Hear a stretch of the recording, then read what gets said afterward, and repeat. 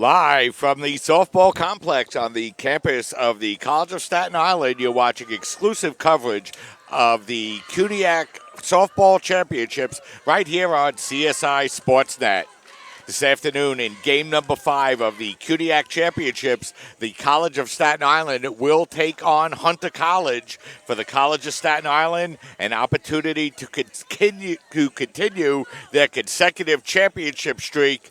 For Hunter College, they will need 2 games here this afternoon in order to break the CSI championship winning streak.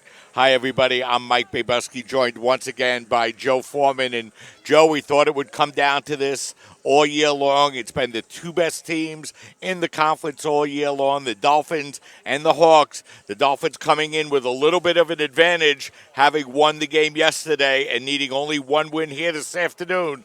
But bad news on the injury front for the Dolphins, as Ali Marr will be out for the remainder of the year. So the Dolphins will have to go into this championship Saturday without their number 1 starting pitcher. And that's definitely bad news for the Dolphins, Mike. But if you're CSI coming into this game, you have to have some confidence. You did pick up the victory yesterday against Hunter College. You swung the bats very well in that game. You also earned a split of the regular season series. Of course, they had Ali Marr for one of those 2 games, but that was not the game the Dolphins won. So for the College of Staten Island, they really come into this game with a lot of positive attitude and some momentum after last night's victory. We'll see if that carries over. But I think most importantly, the Dolphins swung the bats very well against Hunter earlier this season. So we'll see if that continues here this afternoon.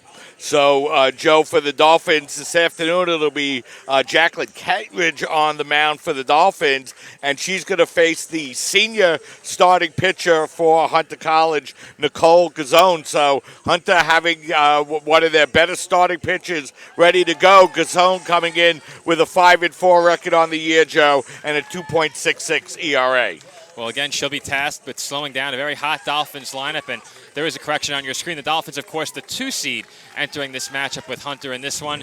They are the visiting team on their home field, and, of course, it has to be an advantage for the College of Staten Island playing this CUNYAC Softball Championship on their home turf. And yesterday, of course, CSI picking up the victory. And we'll take a look at some numbers from that game in just a moment. That game was a 9-5 CSI victory last night. Allison Marr got the start, as we mentioned before, and she was 3 outs away from ending the game in 5. CSI had the lead 8-0 entering the bottom half of the 5th inning, but that lead did not stand, due in large part to a pair of Dolphins errors in the bottom half of the 5th inning. A walk got things started. That runner advanced on a pass ball. A fielding error put 2 on, allowed 1 run to score. A second error, this time a throwing error, left 2 on base, and then ultimately the second run came home with a steal of third base, followed by a throwing error on that attempted stolen base. Second run came home after the ball sailed into left field. Dolphins now leading 8-2 at that point, and Hunter continued to creep back into the game from that point forward. They got as close as 4 runs. The score was 8-4. Dolphins tacked on an insurance run in the top of the 7th. Hunter got one back in the bottom of the 7th, but of course that wasn't enough. CSI wins 9-5, and one of those stolen bases that I mentioned was the play where Ali Marr got hurt. She went to cover home, and unfortunately the sliding player connected with Marr's shin ankle area in a bad spot, caused her knee to buckle, and from there her night was done, with Jacqueline Catridge going the rest of the way and securing the CSI Dolphins victory. Once again, a 9-5 final.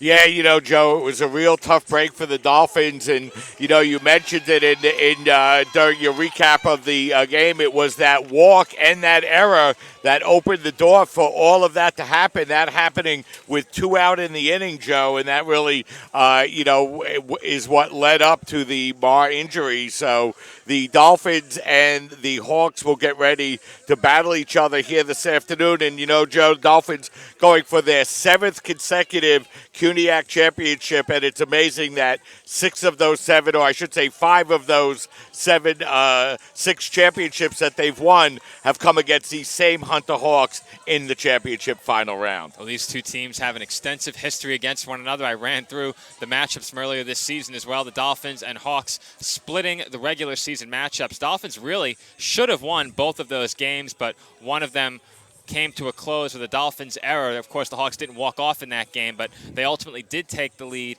in the top half of that 7th inning in that game and went on to defeat the College of Staten Island by a score of 4-2. CSI did bounce back in the second game of that doubleheader behind Jacqueline Cateridge. She pitched the 7-inning shutout as CSI defeated Hunter College 2-0 in that game. It was Allie Marr who delivered the game-winning 2 RBI base hit, a double to right center, scoring the only runs of the game. Both teams only had 3 hits in that matchup. CSI wins 2-0. Gazone and Cateridge, the pitching matchup in that one as well.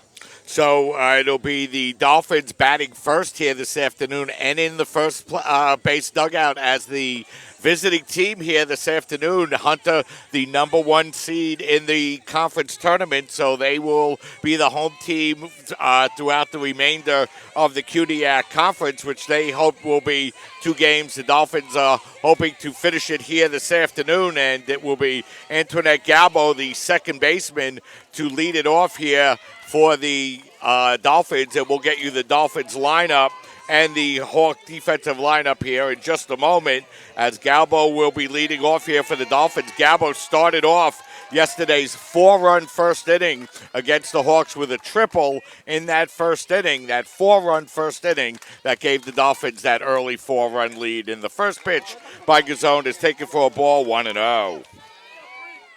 Galbo batting .381 on the year, 40 for 105, 5 doubles, 4 triples, 21 RBIs. And Gazone's next pitch is up high for a ball, 2-0. So Gazone falls behind in the count early, 2-0. As we mentioned, Nicole 5-4 on the year at 2.66 ERA as she gets ready for the 2-0 pitch. And that's taken on the outside corner for a strike, 2-1. This is her 10th appearance, all starts. She has 6 complete games in 50 innings. She's allowed just 44 hits, 23 runs, 19 earned. The 2-1 pitch is taken for a strike. That'll even the count up at 2-2. She's walked 18 and struck out 29. So the senior having another good year from the circle for the Hawks. As Galbo swings and tomahawks that one down the left field line, foul out of play. And the count holds at 2-2. Antoinette Galbo, certainly a Dolphin you want to keep off the base pads early in the game. A lot of speed, and with Patricia Riches right behind her, she's a threat to be driven in with one swing of the bat. The wind into 2-2 to Galbo. Swing and a miss at the high fastball, strike 3. So Galbo goes down on strikes for the first out. And that'll bring up the Dolphin shortstop, Patricia Riches. Another great year for Patricia statistically. Played in all 31 Dolphin games, batting .541 on the year as she takes the first pitch for a strike, 0-1. 60 for 111, 12 doubles, 4 triples, 4 home runs, and 35 RBIs. And that pitch is up high for a ball. That'll even the count up at 1-1. And what's so impressive about those RBI numbers, Mike, she did a lot of that batting leadoff for a good portion of the year. And you don't get nearly as many RBI opportunities from that spot, though you do get many more plate appearances. Well, speed breaking pitch that time, but Gazone taken up high for a ball, 2-1. Allie Bricker at first, Brittany Salvador at second, Jamie Dorso at short, Colleen McCoy around at third for Hunter. As that pitch is up high for a ball, 3-1. Alana Veza in right field, Kayla Pilati in center, Samantha Malloy around in left, Gianna Riamondi catching once again for the Hawks here. The 3-1 is taken inside for a ball, ball 4. So Riches draws the base on ball. She's the first base runner of the afternoon for the Dolphins. And that'll bring up Sierra Kaplanik, the left fielder for the Dolphins.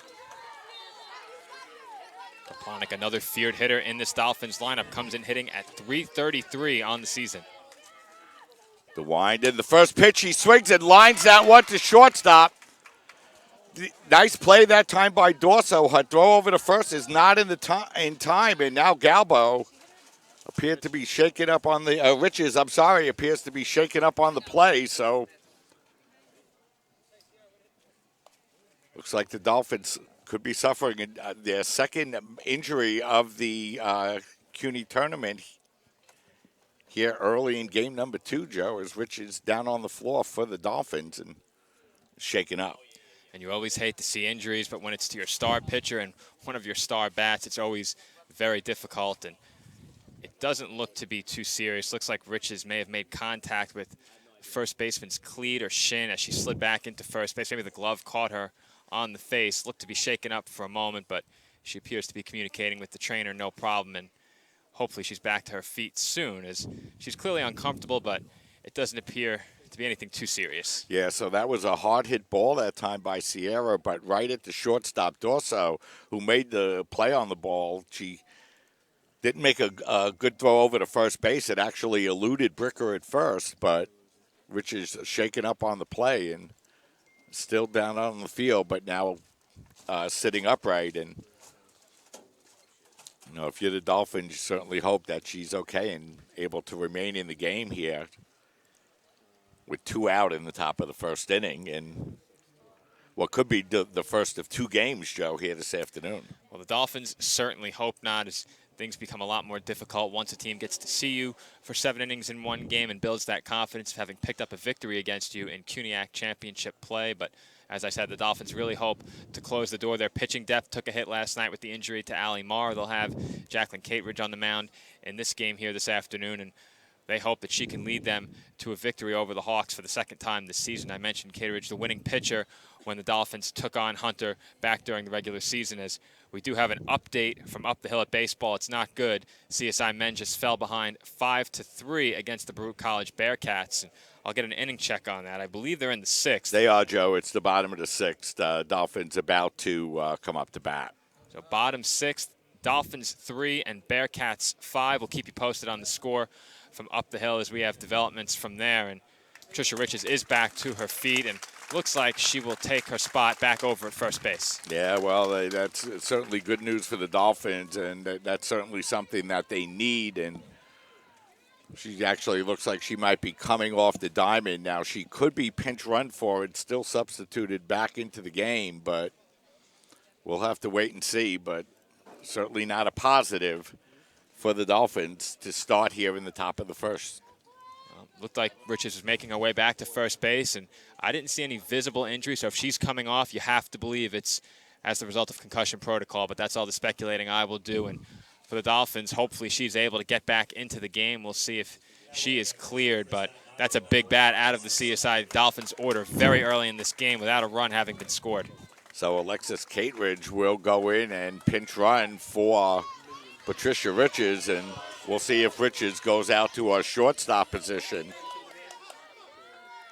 as things getting off to a slow start here for the Dolphins. And now it'll be the catcher, Claudia Picaro, the batter. And Picaro, first pitch swinging, pops up in the air, drifting back. It's the shortstop Dorso, and she makes the catch for the final out. So Dolphins get a base runner on, but no, that's as far as they can advance here in the top of the first. No runs, no hits. 1 left for the Dolphins. 1 half inning in the books. Dolphins nothing. Hawks coming to bat. We'll step aside, take a break, and we'll be right back. Hi, may I please have an application? Thank you.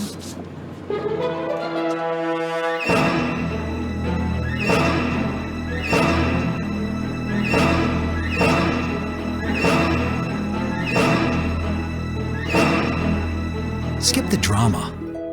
Get your diploma. Okay. Take that first step towards a better future. Find free adult education classes at finishyourdiploma.org. As an American, it's hard to hear that we have a serious hunger issue in our country. And as a parent, it's even harder to hear that 1 in 5 of our kids struggles with hunger, especially when billions of pounds of good food are wasted every year. Feeding America is a nationwide network of food banks that helps provide billions of meals to families in need right in your community. Visit feedingamerica.org to support Feeding America and your local food bank. Together we can solve hunger. Together, we're Feeding America.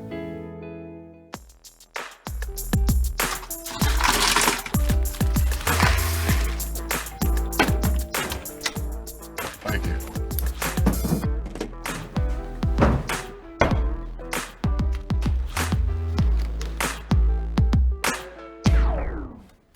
King. Go fish! The smallest moments can have the biggest impact on a child's life. Take time to be a dad today. There's one thing you can never have sex without. It's not something you buy. Or something you take. In fact, there's only one way to get it. It has to be given to you, freely. It's consent. Because sex without it isn't sex. It's rape. Consent. If you don't get it, you don't get it.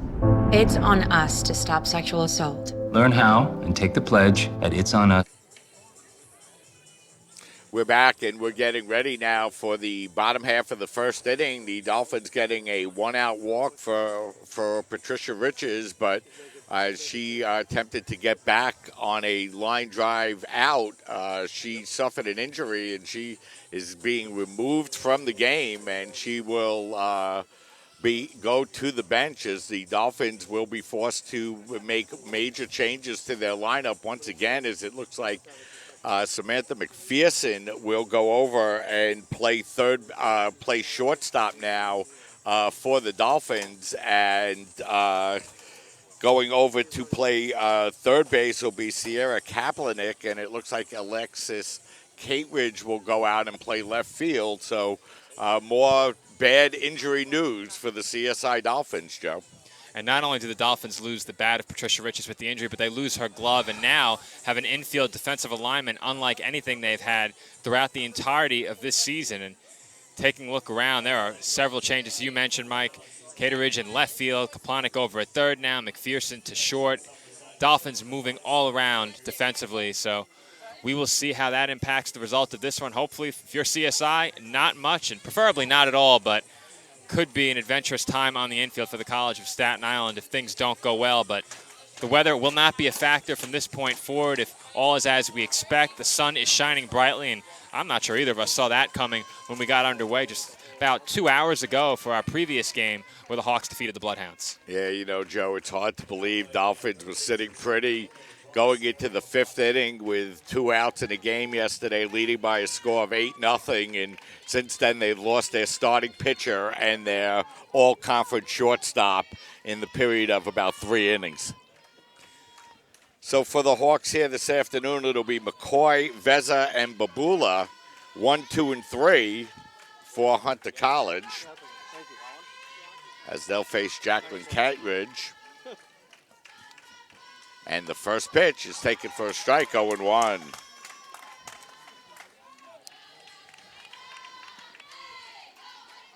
McCoy batting .361 on the year, 30 for 83. 9 doubles, 3 triples, a homer, and 16 RBIs. The pitch is swung on in line to shortstop. And McPherson is there to make the catch for the first out. A quick first out for Cateridge in the circle. Dolphins hope to see that continue as Alana Veza will be the batter. So Alana Veza, the batter. Veza, the right fielder for the Hawks here this afternoon.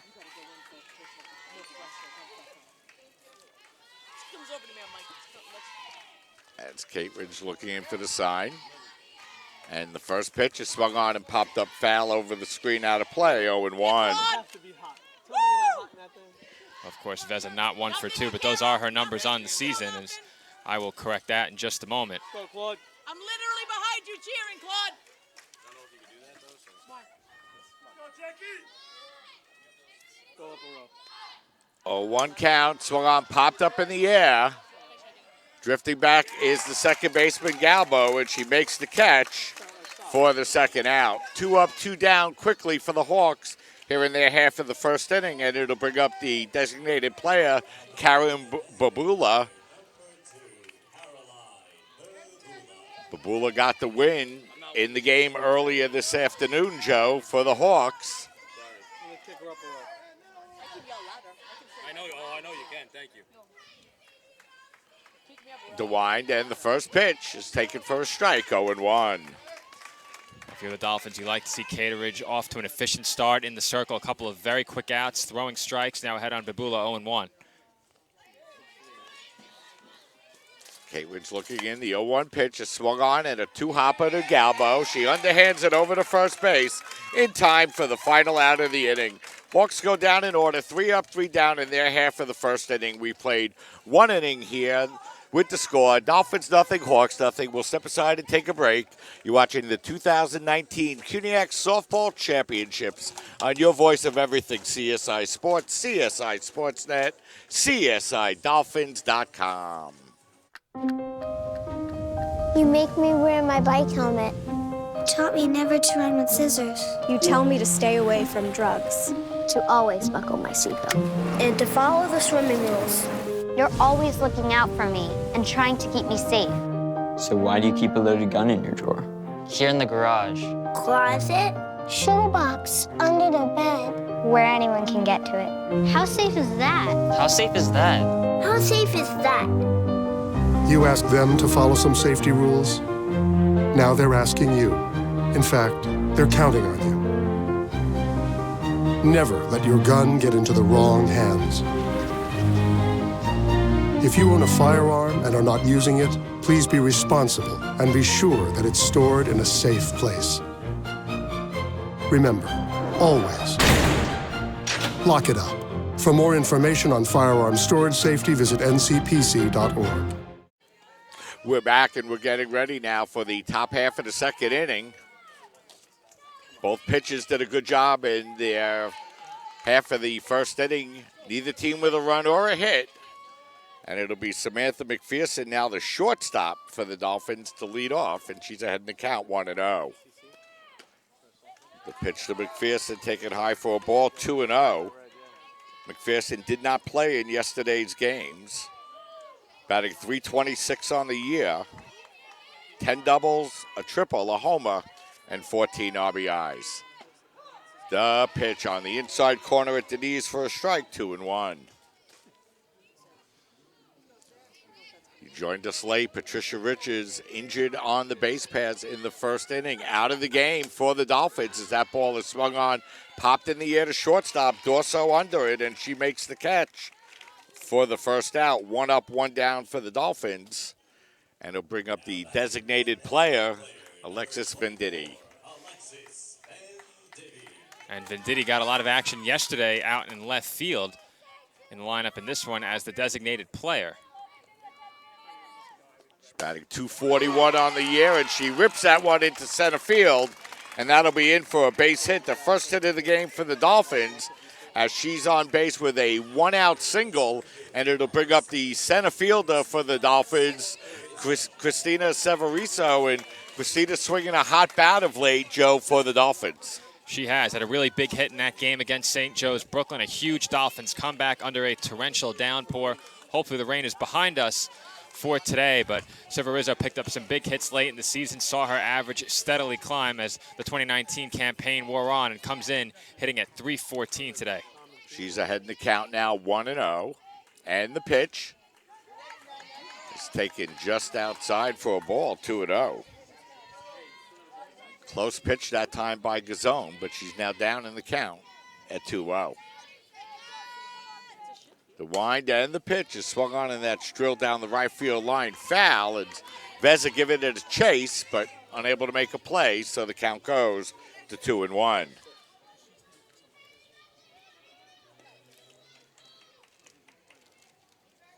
Two balls, 1 strike, 1 out, 1 on for the Dolphins here in the top half of the second. No score, the pitch on the inside corner at the knees, and that's going to even the count up at 2-2. Erica Olson in the on-deck circle. Played a lot of first base yesterday, but don't believe she got a single at bat. The wind and the pitch to Severiso is swung on and nub foul down the third base line. So the count's going to hold at 2-2.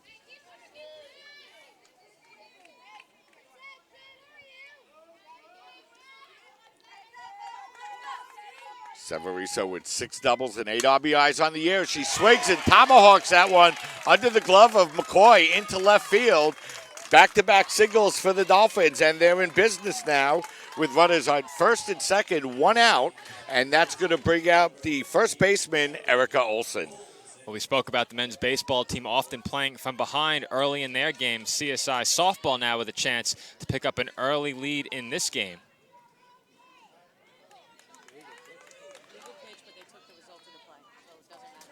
So the Dolphins now with runners at first and second, 1 out, and it's going to bring up Erica Olson. Olson batting 160 on the year. She's 8 for 50 with 2 doubles and 5 RBIs, and a big spot here for the Dolphins. The wind and the first pitch is taken up high for a ball, 1-0.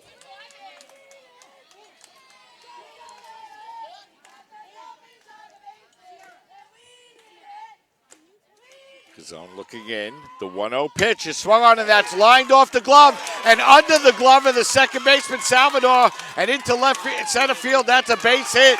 Coming around third and scoring is Vendetti. It's a 1-out RBI single by Erica Olson, and the College of Staten Island leads 1-0. Big RBI base hit there for Erica Olson. You mentioned she came in hitting at 160, and that's probably her biggest base knock of the season, chasing home the first run of this CUNYAC championship matchup.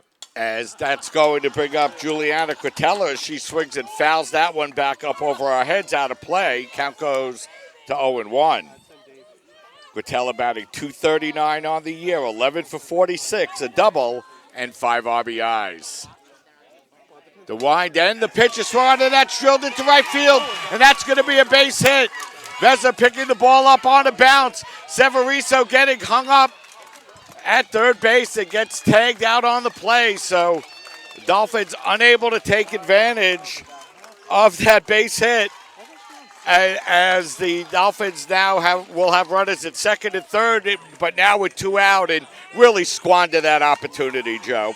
They certainly did, Mike. And what makes that even more costly is you have the top of the order coming up right behind Quintella, and with Antoinette Galvo at the plate, likely the most dangerous hitter remaining in the lineup, at least in terms of batting average. You want to give her that opportunity with the bases loaded and only 1 out. Instead, it's 2 away for Galvo. Runners on second and third, Quintella and Olson. Dolphins lead 1-0. Yeah, so Severiso's going to get thrown out. I think it's 9-5, Joe, but we'll double-check the scoring for the second out. The Dolphins now with runners at second and third, and the count 0-1 on Galbo, who struck out in the first. She's 0 for 1. She swings and lines that one back to the mound. Played there by Gazone. The throw to first is not in time, and once again, the Dolphins unable to take advantage. A great defensive play by the Hawks, and the Dolphins score just 1 run in their half of the second inning. 1 run, 4 hits. We played an inning and a half innings with the score. Dolphins 1, Hawks 0. We'll step aside, take a break, and we'll be right back.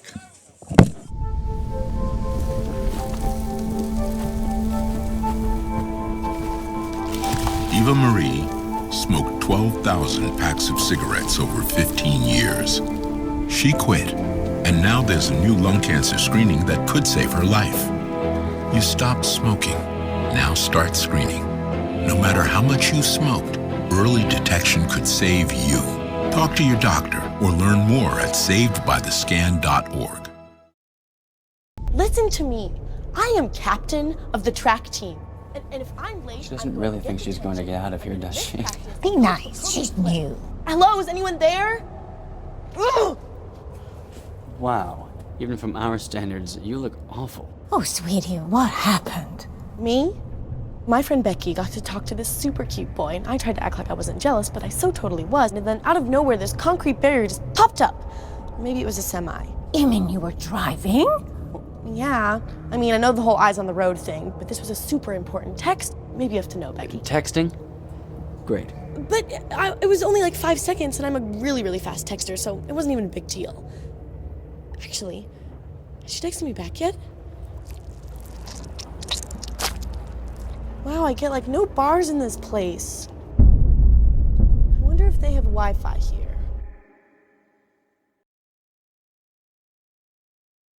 A very eventful top half of the second inning as the Dolphins looked like they had an opportunity to get a couple of runs, but a couple of good defensive plays by the Hawks and a terrible base running decision by the Dolphins make this a 1-0 game as we head into the bottom half of the second inning. But the good news, if you're a Dolphin fan, is that Patricia Riches is back in the game for the Dolphins. So a lot going on here, Joe, through an inning and a half.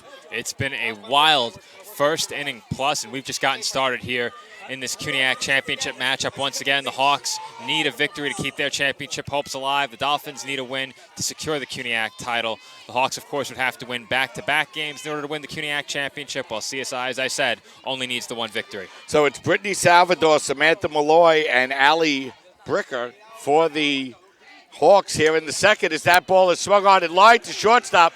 Diving play by Riches to throw over to first base, but it won't be in time. It'll be an infield single.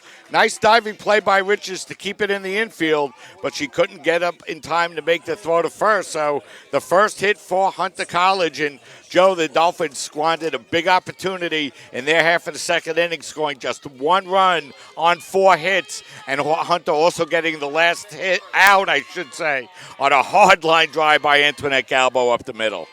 Close play over at first base. Call didn't go the Dolphins' way, but CSI only has themselves to blame for scoring a single run. The base running mistake costing the Dolphins likely one more. As that ball is bunted to first, played there by Olsen. She tags the runner, so the sacrifice will be successful.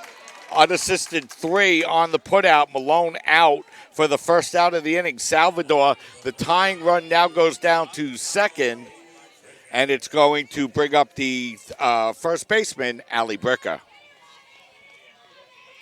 There you get a look at the numbers for Bricker on the season. .459 at the plate. So Kate Ridge getting ready for her first pitch to the first baseman with a runner in scoring position. 1 out, the pitch. Swung on, foul back to the screen. The count goes to 0-1.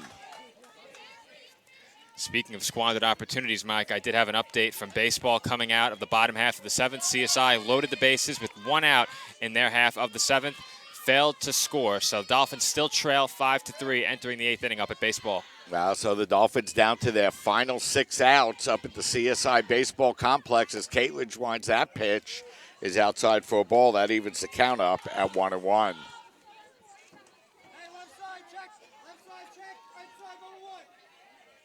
One ball, 1 strike to count. Caitlin is ready. The pitch swung on, foul back to the screen. That'll make the count 1-2.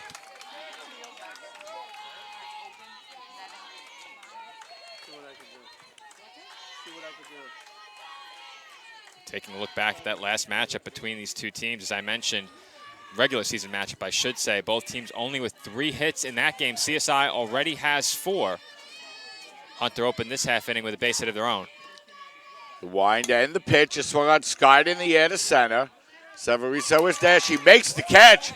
Going to third base and getting gunned down at third base is Salvador for the final out of the inning. Is Salvador out 9-5 for the final, 8-5 I should say, for the final out. So for the Hawks, no runs, a hit, none left. 2 innings in the books with the score. Dolphins 1, Hawks nothing. We'll step aside and take a break. You're watching the CUNYAC Women's Softball Championships right here on CSI Sportsnet, CSIDolphins.com. Do you want to retire like a champ? Just like legendary basketball star Uncle Drew? Don't do him like that, Uncle Drew! You're already acing the game. You've got your dream ride. Don't be slamming my door. Sorry about that. You just did the same. Gotta get the boys. Your dream vacation and your dream team. And now you can make your retirement just as legendary. I get buckets. Get the tips you need to get on track at aceyourretirement.org. First time I tried Vicodin, it was laying around my mom's house. And then I kept taking them whenever I could get them. I didn't know they'd be this addictive. I didn't know how far I'd go to get more.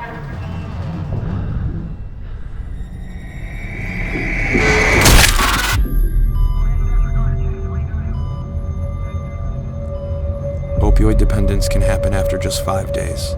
Know the truth, spread the truth. So Patricia Riches will lead off for the Dolphins here as we head into the top half of the third inning. Dolphins leading by a score of 1-0. And the first pitch to Riches is taken up high for a ball, 1-0. Patricia walked in the first, was shaken up, getting back to first on a line drive out. Exited the game, but now re-entered as she lashes that one down the left field line, but foul. And that'll even the count up at 1-1. It's good to see Riches back in the box, getting her second turn at bat. Ultimately didn't miss a spot in the order, Mike, as Dolphins brought Antoinette Galbo to the plate in the previous inning. Riches would have been the on-deck batter had she remained in the lineup, and she finds her way back into the game just in time to claim her second plate appearance. She fouls that one back down the left field line out of play and falls behind in the count now at 1-2. Dolphins have hit Gazone hard so far here this afternoon, but have just one run to show for it through the first two as she bloops that one into left and going and making a diving attempt at the ball, but unable to make the play will be the left fielder Malloy as Riches will reach base, and I'm sure that'll be scored a base hit for the Dolphins, and that'll be their fifth hit of the afternoon, so they get the leadoff runner on once again here in the third. Well, the Dolphins continuing to swing the bats well in this game. Already 5 base hits. I mentioned last time against Gazone, only 3. And some of these Dolphins base hits have been hard hit balls, but a lot of them, like the soft liner variety like that one. So Kaplanik, the batter, she lined out in the first inning. She's 0 for 1. Down in the count now, 0-1. And the pitch. Just off the outside corner for a ball. That'll even the count up at 1-1.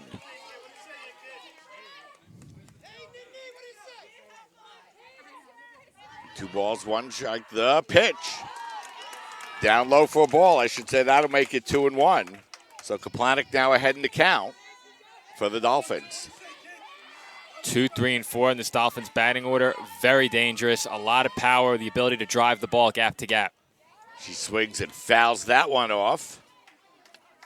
While the ball's getting put back in play, we'd like to thank Pepsi. Pepsi, the official soft drink of the CUNY Athletic Conference. 2 balls, 2 strikes. As Gazone looking in for the sign. The 2-2 pitch on the outside corner at the knee. Strike 3 call. Nice pitch that time by Gazone, putting the ball right on the corner as she picks up her second strikeout of the afternoon. And with 1 out and a runner at first, it'll bring up the catcher, Claudia Picaro. Picaro popped to short in the first. She's 0 for 1. That's a big strike out of a very dangerous hitter for Gazone. She retires Kaplanik, but Picaro has been swinging a red-hot bat. That continued last night. 3 base hits in that last Dolphins victory over Hunter College. She has her average up to 360 now for the Dolphins. And the pitch swung on foul back and out of play, and that'll even the count up at 1-1. CSI Dolphins looking for their 7th CUNYAC championship in a row. Leading by a score of 1-0 here in the top half of the third inning with 1 out. As Picaro fouls that one back and falls behind in the count now, 1-2.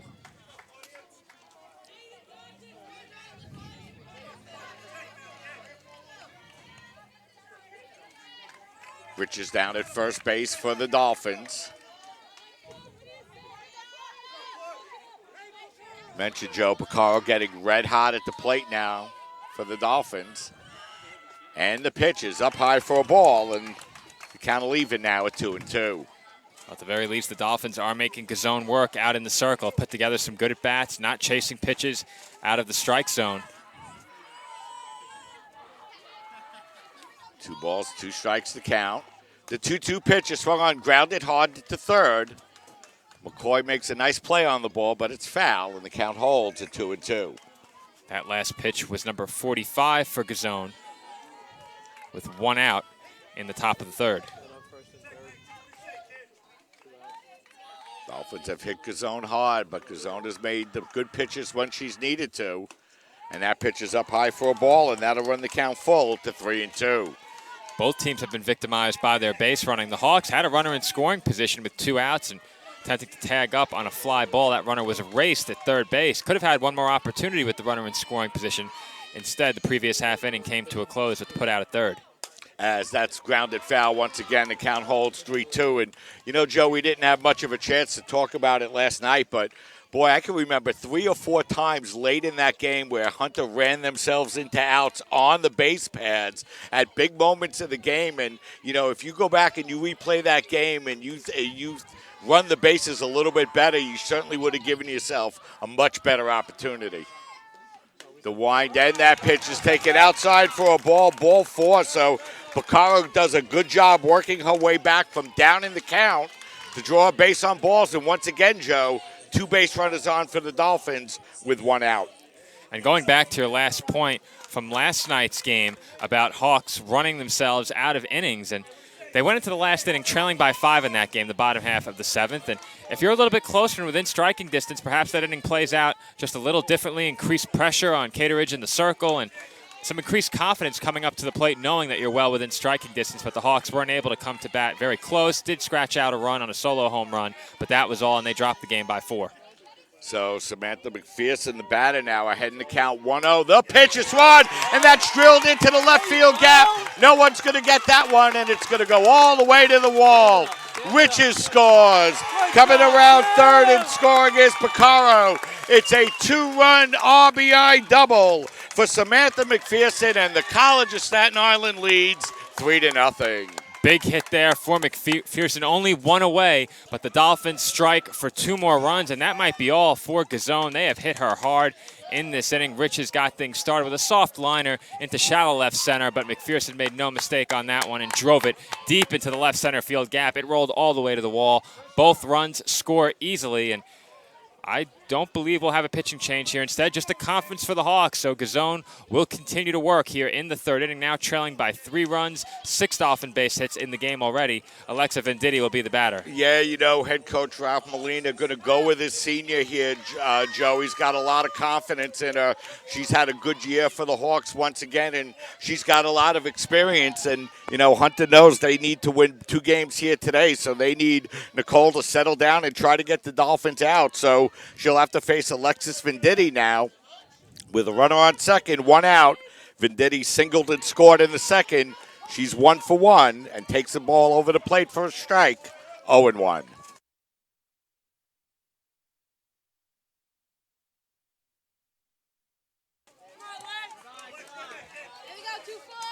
Pitch is even taken for a ball. Count goes 1-1. McPherson on second base. She didn't play yesterday, Joe, but in her second at-bat here today, she comes up with a big 2 RBI double to give the Dolphins a 3-1 lead as Venditti takes that one for a strike and is down in the count now, 1-2. The 1-2 pitch just outside for a ball. That's going to even the count up, 2-2. Good eye at the plate there shown by Venditti as the Dolphins continue to work good at bats, and that's why they've seen some good pitches to hit so far through the first 3 innings.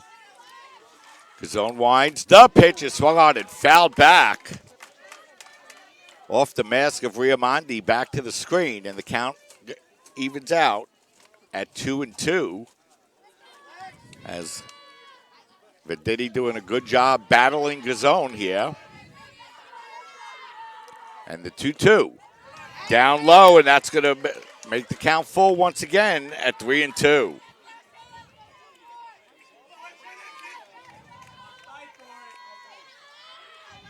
Three balls, 2 strikes. Big pitch coming up here in the game. And it swung on and fouled back over the screen out of play, and the count holds at 3-2. And not only have the Dolphins laid off some tough pitches, they've fought off some tough pitches as well, continuing to make Gazone work. And it's getting increasingly warm outside. Still comfortable, but I'm wearing all black, so I'm suffering from the heat a bit more than the players out there on the field. The wind and the pitch as Venditti swings and fouls that one back, and the count holds still at 3-2 as Great at bat here by Venditti.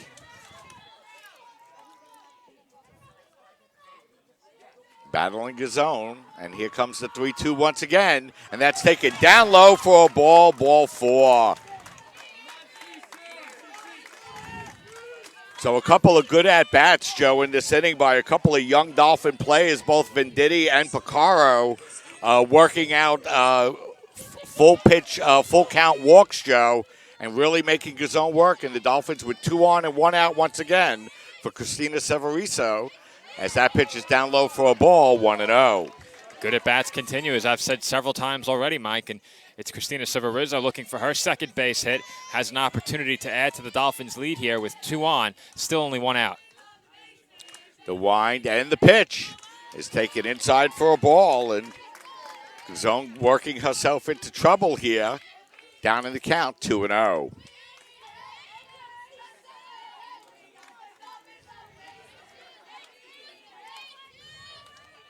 Two balls, no strikes, and the pitch is swung on, and that's drilled deep into center field. Pilati's going to go back, but it's going to go over her head and all the way to the wall. 1 run will score. Severiso will stand at second base. Holding at third base will be Venditti. It's an RBI double, and the Dolphins add on to their lead and now lead by a score of 4-0. Well, we mentioned Claudia Porcaro's hot bat. You mentioned Christina Severizo's hot bat, and that one was driven deep into center field over the outstretched glove of the center fielder. It rolled all the way to the wall, and that pitching change I mentioned might be forthcoming before will take place right now as Gazone hands the ball off to her manager, Ralph Maroney, and we will have a new pitcher for Hunter College when the action resumes. So the Dolphins with 4 runs and 7 hits. Why don't we step aside and we'll take a break here. Dolphins lead by a score of 4-0. You're watching the 2019 CUNYAC Softball Championships right here on CSI Sportsnet, CSIDolphins.com.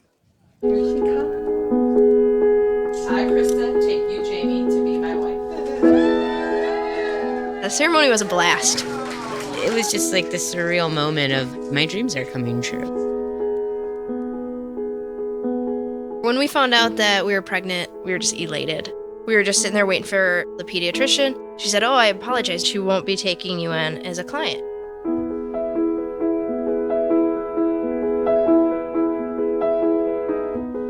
We are a lesbian couple, but she's just a baby. She's the one you're denying the service to. And sitting there in that small, cold room, I wanted to cry, just thinking, what did we bring this kid into?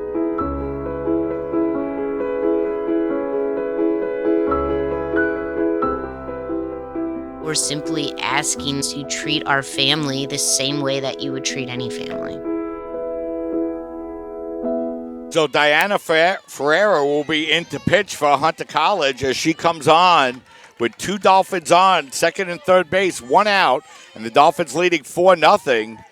And she'll face Erica Olson, and the first pitch will be down low for a ball, 1-0. And Olson had that big RBI single in the second inning. She's 1 for 1 here this afternoon.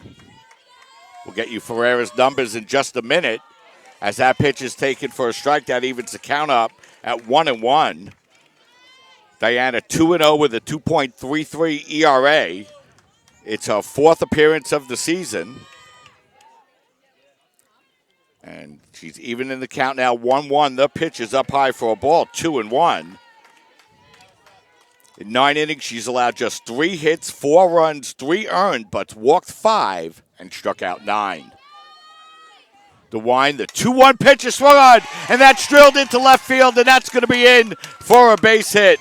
Venditti will score easily. Severiso will hold it third. It's Erica Olson's second RBI single of the afternoon, and the Dolphins now lead 5-0. Olson drove in the first Dolphins run. She's now driven in the 5th. 2 big base hits for Olson, who's had limited plate appearances throughout the season. I mentioned she got in the game yesterday over at first base, into both games, I believe, with Samantha McPherson out of the lineup, but Olson has delivered at the plate so far today, driving in a couple of runs. Dolphins now lead 5-0, have 8 base hits in the game. A lot of those have been very hard hit balls. Yeah, you know, the Dolphins have come out and put their swinging shoes on, and, you know, they've battled adversity here this afternoon. And, have come out strong so far. They lead by a score of 5-0, still threatening with runners on first and third base. Just one out here in the top half of the third inning. So Juliana Quintella will be the batter. As that first pitch is down low for a ball, and that will allow Olsen to get it to second base. So now the Dolphins with 2 runners in scoring position, and Quintella ahead in the count, 1-0. Juliana came in batting .239 on the year with 5 RBIs. That pitch is taken for a strike, and that'll even the count up at 1-1. And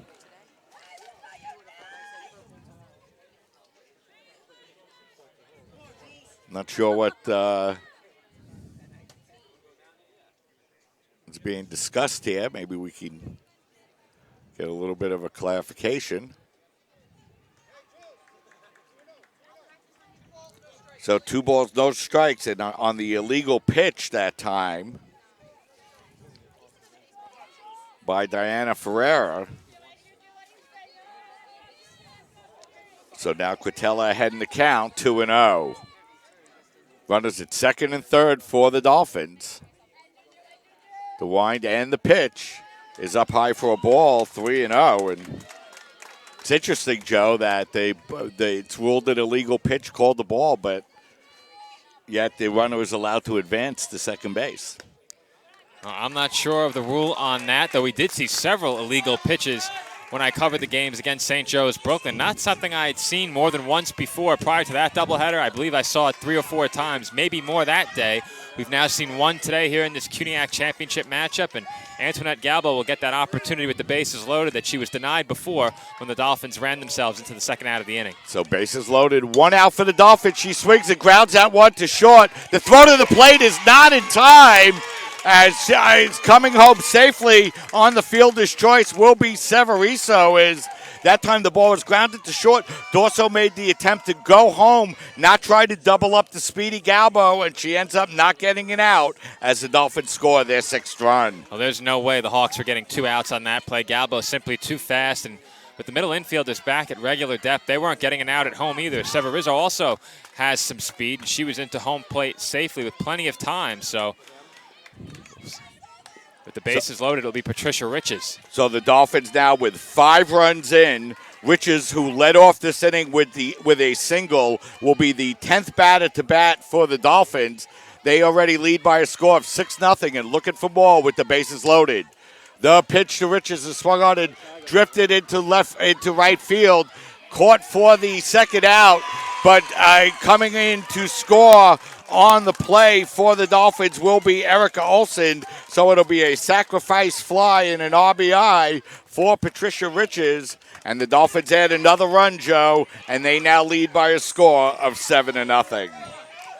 The Dolphins continue to pile on. The Hawks simply don't have an answer for these CSI bats right now. Dolphins doing all the little things out there at the plate and on the base paths, minus the 1 base running blunder. And they've, generally speaking, made the most of their opportunities so far in this game, have come up in big RBI spots, come up with base hits, top to bottom in the batting order today. They've swung the bats very well, and it shows on the scoreboard. Dolphins still with 2 runners in scoring position and 2 out.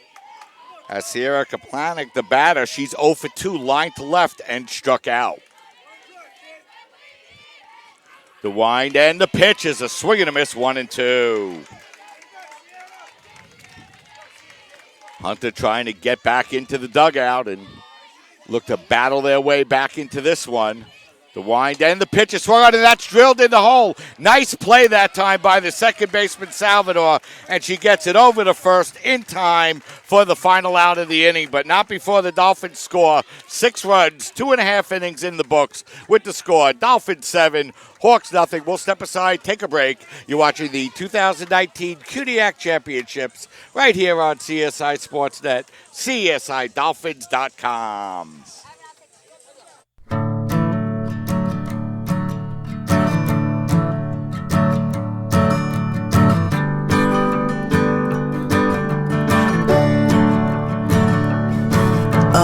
Listen now, can you hear the bluebirds? Oh, look up now, can you feel the sun?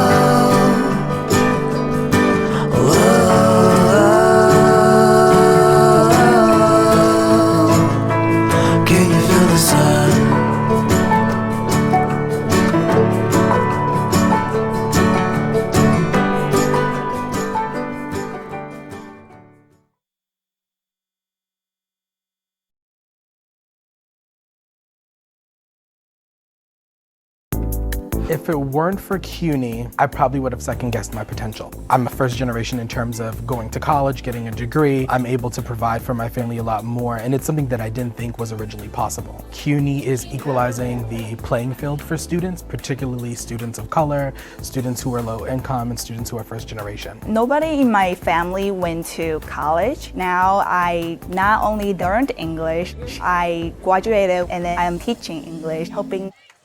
We're back getting ready now for the bottom half of the third inning. The Dolphins send 11 batters to the plate in their half of the third inning, pick up 6 runs on 5 hits, and they now lead by a score of 7-0. And up the hill at baseball, it is the last opportunity for the Dolphins this season, down to their final 3 outs in the bottom of the ninth, trailing 5-3. So it'll be Dorso, Riamandi, and Pilati, 7, 8, 9 for the Hawks. As the first pitch from Cateridge is taken for a ball, 1-0. Hawks with just 1 hit on the afternoon, and Salvador was erased trying to tag up. So Cateridge has faced the minimum 6 batters through 2 innings. The wind and the pitch is taken for a strike. That evens the count up at 1-1.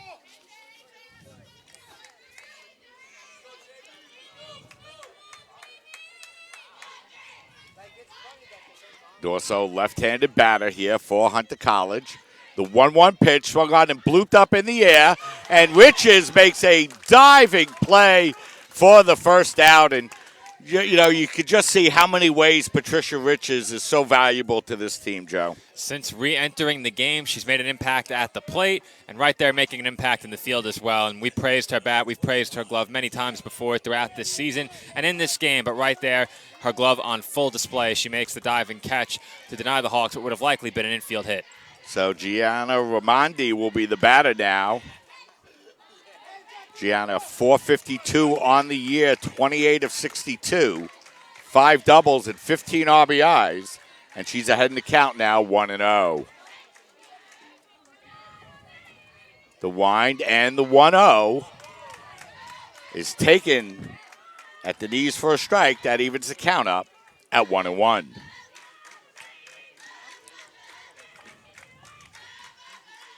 Cateridge looking in for the sign.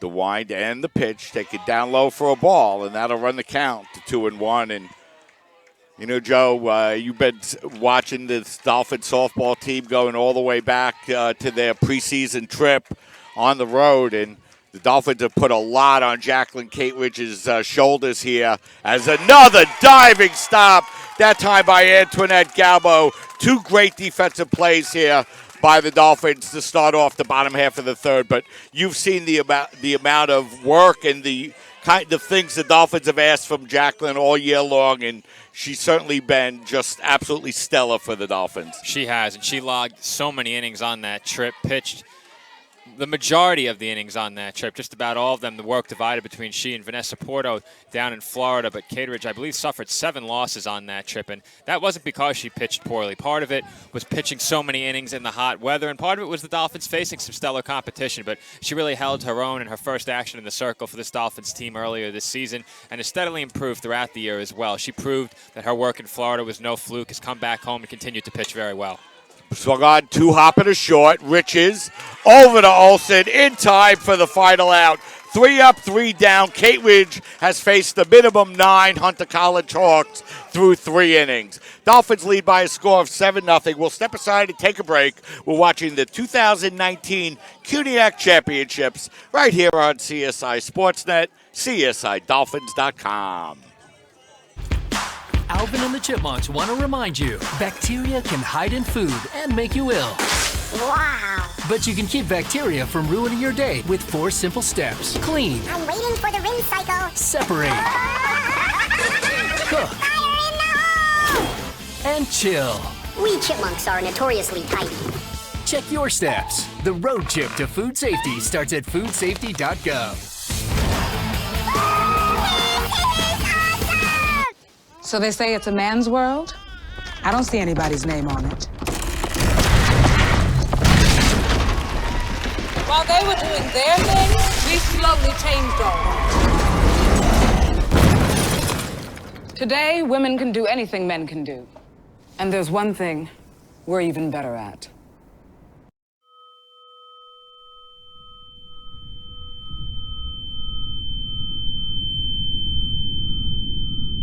We're back and we're getting ready for the top half of the fourth inning. The Dolphins with 6 runs in their half of the third, and they now lead by a score of 7-0. And for Hunter College, it will be another inning of work on the mound here for Diana Ferraria.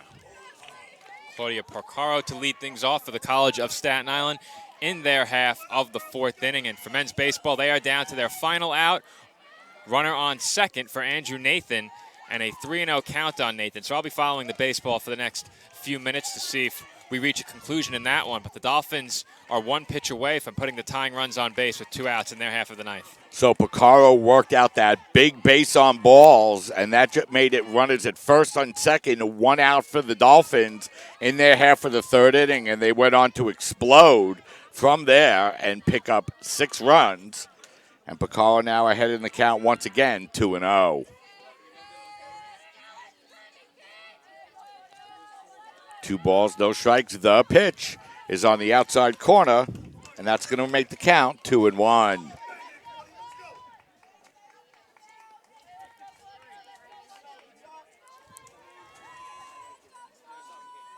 Two balls, 1 strike, no one out here in the top half of the fourth. The pitch, slow breaking pitch, grounded slowly to short. Dorso over to first base in time for the out. 1 up, 1 down for the Dolphins in their half of the fourth inning, and that will bring up the third baseman, Samantha McPherson. McPherson, as you mentioned earlier, Mike, was not in the lineup yesterday, but made her presence felt today in a big way. A big 2 RBI base hit for McPherson earlier in the game. She's 1 for 2. The wind and the first pitch to McPherson is taken for a strike, 0-1.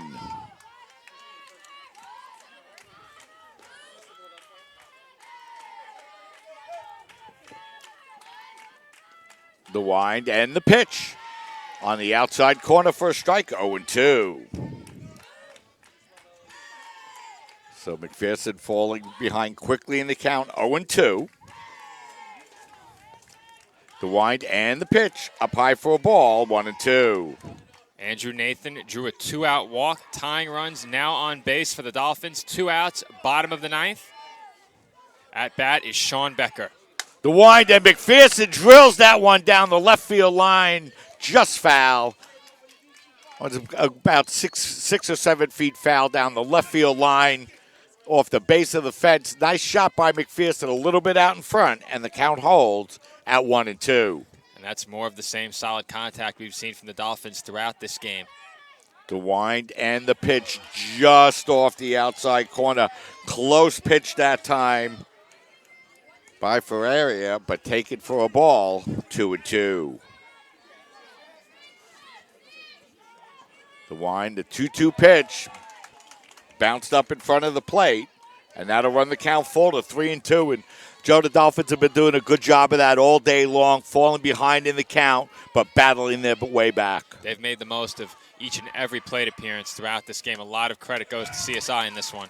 And they do it once again as McPherson finds herself down in the count, but worked out a base on balls. And Joe, in that 6-run third inning, they had 3 base on balls, and they pick up another one here in the fourth, and really doing a good job with their patience here this afternoon. They have, and I've said it time and time again, as Alexa Venditti will be the batter. She's 1 for 1, and I've said this also, but Mike, not only have they demonstrated great patience, but they've swung the bats incredibly well and made solid contact. You do that combined with their great defense that we've seen in the field, and that's a recipe for success. The wind and the pitch is ripped down the right field line, foul, and Venditti falls behind in the count, 0-2. Alexa singled, walked, and scored 2 runs. So she's been having a good afternoon so far for the Dolphins.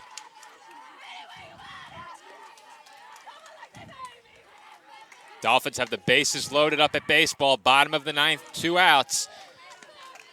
Rally continues. Senior Nick Miola at the plate. Oh, big moment here coming up, Joe, for the Dolphins.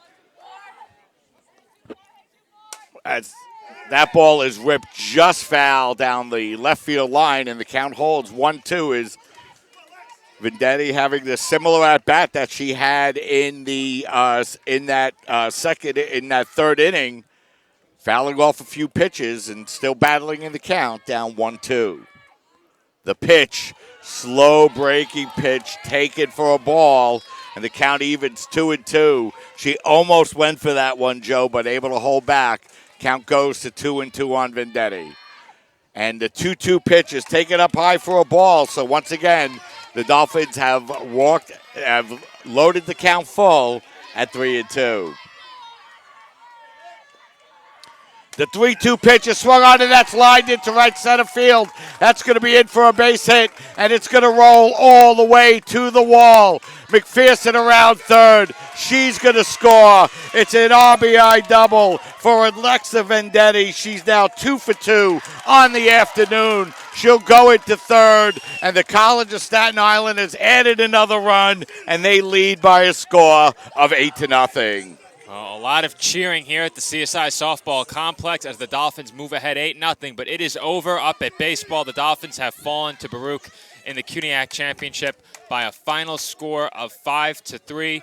A Nick Miola fly out to right field brings that game to an end. Dolphins strand the bases loaded in the CUNYAC baseball championship. But Mike, it appears as if we may have some reason for celebration here coming up soon as the Dolphins now lead by 8. If they can get through the next 2 innings without allowing a run, they will win this game. But CSI may give themselves some more breathing room if they can add to this 8-run lead. Yeah, but let's just talk a minute, Joe, about this men's baseball team. What a great run for head coach Mike Morrow as the first pitch to Severiso is taken for a ball 1-0 as their run of consecutive championships come to an end. But also congratulations to head coach Jose Torres of Baruch College, a longtime CUNYAC veteran and a really good guy who runs a really good baseball program. So congratulations to Coach Torres and the Baruch Bearcats. Of course, Baruch deserving of congratulations. The Dolphins have been a juggernaut in the CUNYAC over the last several seasons. I've seen them win the championship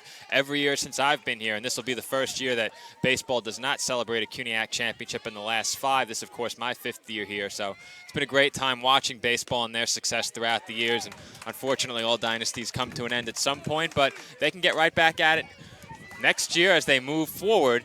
And they won't be in CUNYAC play, but it should still be an exciting 2020 season for the men's baseball team. A lot of good returning players coming back and some young talent as well. So while they are graduating a very talented senior class, still plenty to look forward to next year, though that won't be in the CUNYAC tournament. Yeah, so 3-2 the count now on Severiso as she swings and bounces that to third. A 2-hopper. The throw over to first is in time, but coming in to score on the play will be Vendetti. The Dolphins add their second run of the inning, and they now lead by a score of 9-0. And I have to say, Mike, Alexa Venditti's base running has been fantastic the last 2 days. Every time there's a throw made that gives her a chance to advance, she takes that extra base. She's also driven the ball very well. Came into today hitting at 241, but she's been much better than that at the plate over the last 48 hours. That's continued in this matchup with the Hawks here this afternoon. Her team now leading by 9 runs, 10 Dolphin base hits already in this game as we play in the top of the 4th. Yeah, and one of the hitting stars for the Dolphins, Joe, Erica Olsen at the plate.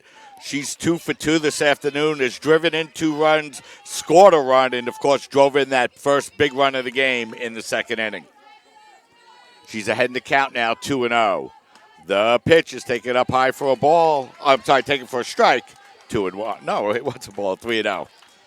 And I've spoken about the Dolphins making the most of their opportunities so far in this game, and that's exemplified by no player better than Erica Olsen in this one. I mentioned yesterday she got a lot of action over at first base without Samantha McPherson available.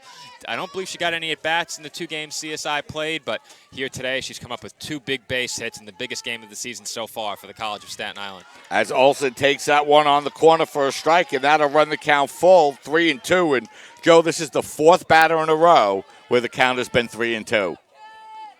The wind end, that 3-2 pitch is way up high for a ball. The Dolphins draw their second walk of the inning and their 5th walk in the last 2 innings. They have a runner at first base now with 2 outs, and it's going to bring up the right fielder, Juliana Quintella. Quintella has also been on base twice here this afternoon. She singled to right and walked. And she takes the first pitch for a ball, 1-0. CSI women's softball team going for their 7th consecutive CUNYAC championship. And what will be their final opportunity, Joe, at a CUNYAC championship. And the count even 1-1 on Cretella, with Olsen at first base and 2 out.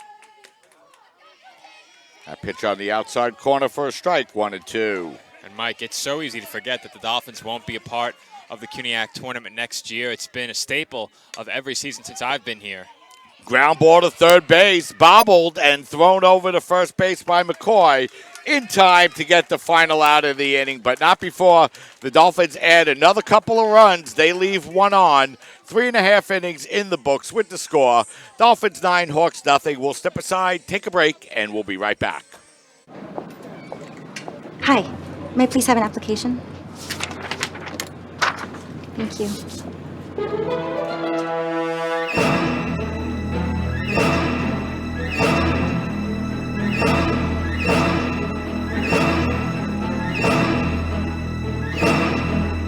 Skip the drama. Get your diploma. Okay. Take that first step towards a better future. Find free adult education classes at finishyourdiploma.org. As an American, it's hard to hear that we have a serious hunger issue in our country. And as a parent, it's even harder to hear that 1 in 5 of our kids struggles with hunger, especially when billions of pounds of good food are wasted every year. Feeding America is a nationwide network of food banks that helps provide billions of meals to families in need right in your community. Visit feedingamerica.org to support Feeding America and your local food bank. Together we can solve hunger. Together, we're Feeding America.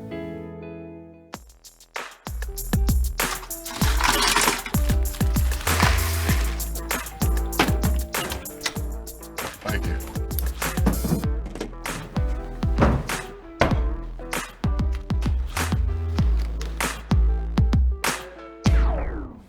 You got a king? Go fish! The smallest moments can have the biggest impact on a child's life. Take time to be a dad today. There's one thing you can never have sex without. It's not something you buy. Or something you take. In fact, there's only one way to get it. It has to be given to you, freely. It's consent. Because sex without it isn't sex. It's rape. Consent. If you don't get it, you don't get it. It's on us to stop sexual assault. Learn how and take the pledge. We're back, and we're getting ready now for the bottom half of the 4th inning. It'll be McCoy, Veza, and Babula, 1, 2, and 3 for the Hunter College Hawks here. In the bottom half of the 4th, they're down by a score of 9-0, and McCoy is down in the count, 0-1. The wind and the pitch is taken up high for a ball, 1-1. And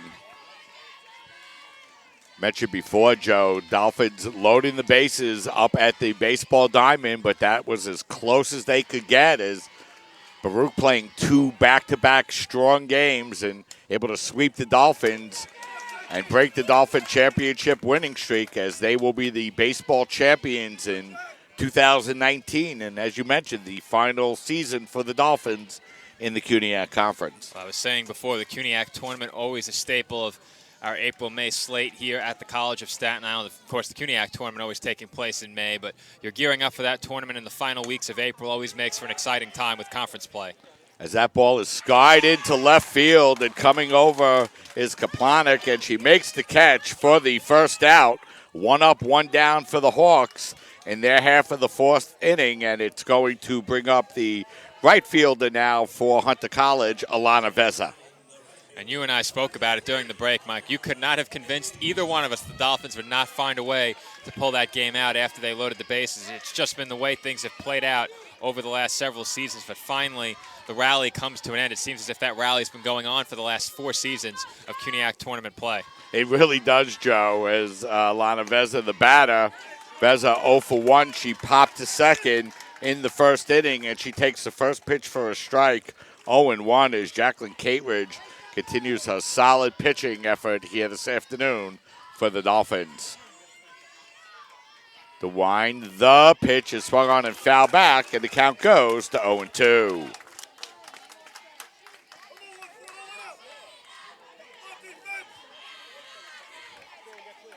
No balls, 2 strikes now.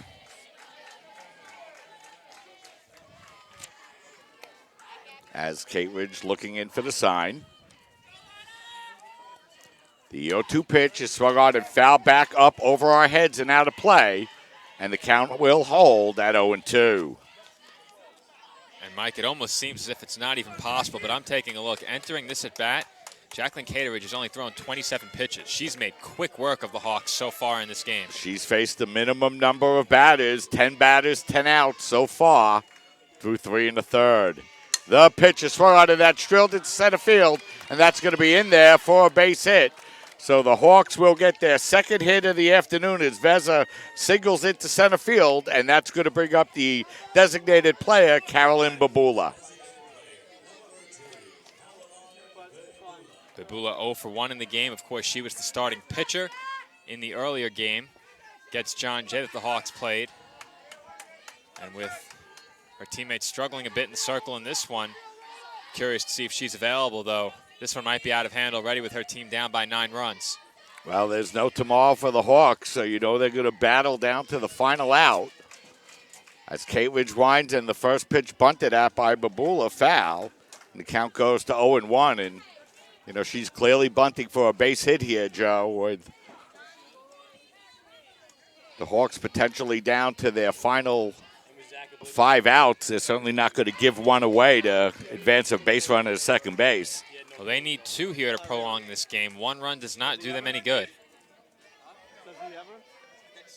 0-1 the count on Babula. The pitch as she swings and she drills that one into right field. Quintella going back and making the catch on the warning track. Babula hit that one right on the nose, Joe, but Quintella went back and made a nice catch on the ball for the second out. And, you know, that Sunfield at this time of day, Joe, notorious. Nice play by Quintella to get the second out. Well, unfortunately, if you're the Hawks, just about anything hit Juliana Cretella's way usually winds up and out, whether it's on a diving catch or a tough play like that, ranging back against the sunlight. Cretella makes the grab, made it look easy. 2 away in the bottom half of the 4th. That's going to bring up Brittany Salvador. Salvador singled in the second and was erased trying to advance on a sacrifice fly, and she drills that one deep into center field, and that's going to be off the wall. Severiso goes back to play it. And coming all the way around to score will be Elena Veza. It's a 2-out RBI double for Brittany Salvador, and Hunter College is on the board, and they trail by a score of 9-1. And that one was about 3/4 of the way up the wall. Veza just missing another home run. We saw her hit one yesterday and got about 99% of the way there on that big swing as it hit that CUNY championship banner out in right center field. And now the Hawks have a runner in scoring position. And if they can get that run home, the deficit's down to 7, and they might be able to keep this game going beyond 5 innings. You know, there's no doubt about that, Joe, is you know this Hunter College team is going to battle down to the final out, and it's Samantha Malloy. Malloy sacrificed in the second. She's 0 for 1, and she swings and misses at the first pitch and falls behind in the count now, 0-1.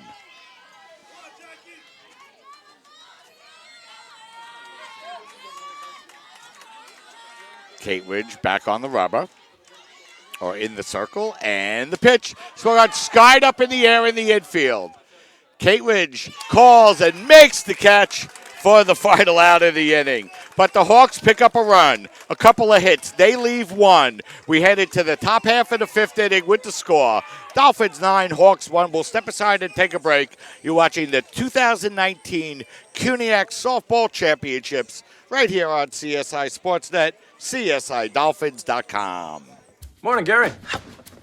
We are GetSchooled.com. You want a college education, don't you? You know you do. That's why we're here. We're free and here to guide you through every step of the way, starting with attendance. Gary, financial aid forms.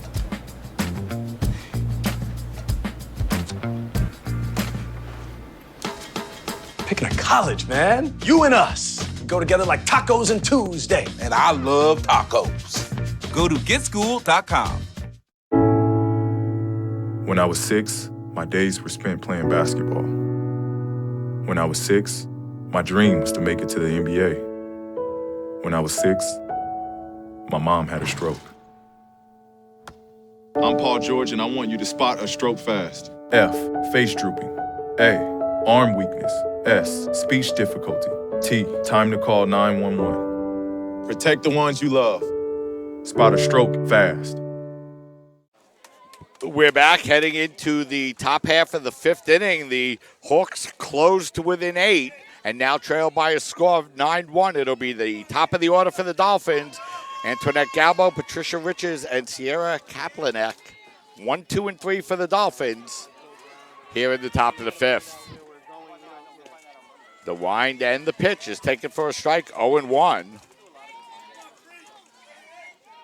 Galbo 0 for 3 on the afternoon. She did get an RBI on the fielder's choice as she rips that one into left field and hits that one hard, but right at the left fielder Malloy for the first out. So Galbo hit that one as hard as you could, Joe, but right at the left fielder. It's been tough luck for Galbo so far today. Hit that one well out to straightaway left, and I believe it was off the bat of Galbo earlier. That one was lined right back to the pitcher, deflected off the glove, and then Galbo was ultimately retired on a very close play over at first base.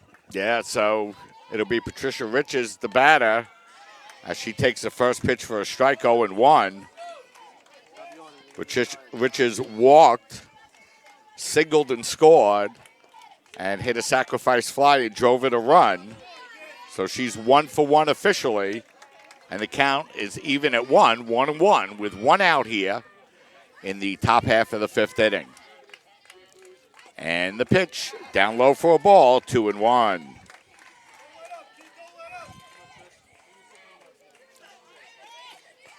Two balls, 1 strike to count, and the pitch outside for a ball, 3-1. This is game number 5 of the CUNYAC Softball Championships as Riches swings and drills that one into center field. Pilati there in right center, and she makes the catch for the second out. So Riches flies to left, 2 up, 2 down for the Dolphins. And that'll bring up their left fielder, Sierra Kaplanek. Kaplanek 0 for 3 on the afternoon, Joe. One of the few Dolphins not to reach base. I believe the only Dolphin not to reach base here. As she swings and grounds that slowly to third. Played there by McCoy. The throw over to first base is going to be dropped. And that will allow Sierra to reach first as we wait for the official scoring on the play. I'll let you know when I'm informed.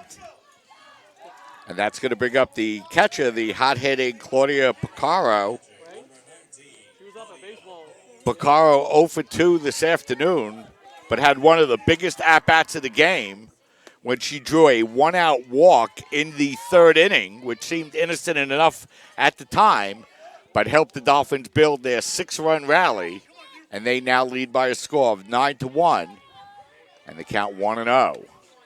That pitch outside for a ball, and that's going to run the count now to 2-0. Mike, the Dolphins have already drawn 6 walks in this game in addition to their 10 base hits. So the Dolphins have had no problem putting runners on base, and in many cases they've cashed in. So that's going to be scored an error on the play.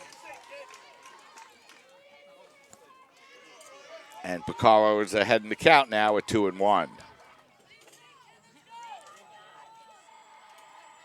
The wind and the 2-1 pitch. Taken for a strike now, 2-2.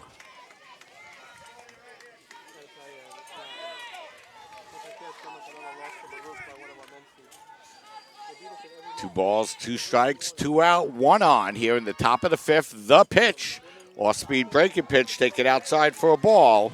And that's going to run the count full to 3-2. And you mentioned it before, Mike. Here we have another full count. Dolphins continue to work great at bats. And whoever's been out in the circle for Hunter has really had to work to record any outs. As that ball is going to be blooped over to second base, Salvador is there, and she makes the catch for the final out of the inning. No runs, no hits, an error, 1 left. 4.5 innings in the books with the score. Dolphins 9, Hunter College 1. We'll step aside, take a break, and we'll be right back. Look at you. You're at the top of your game. You're unstoppable. Nothing can throw you off track. Wait, is that your car? Uh-oh. Yeah, I saw that coming. That will throw you off track. you're looking at around 10 grand in fines, legal fees, and increased insurance rates. Let's try this again. Smart move. Because buzz driving is drunk driving.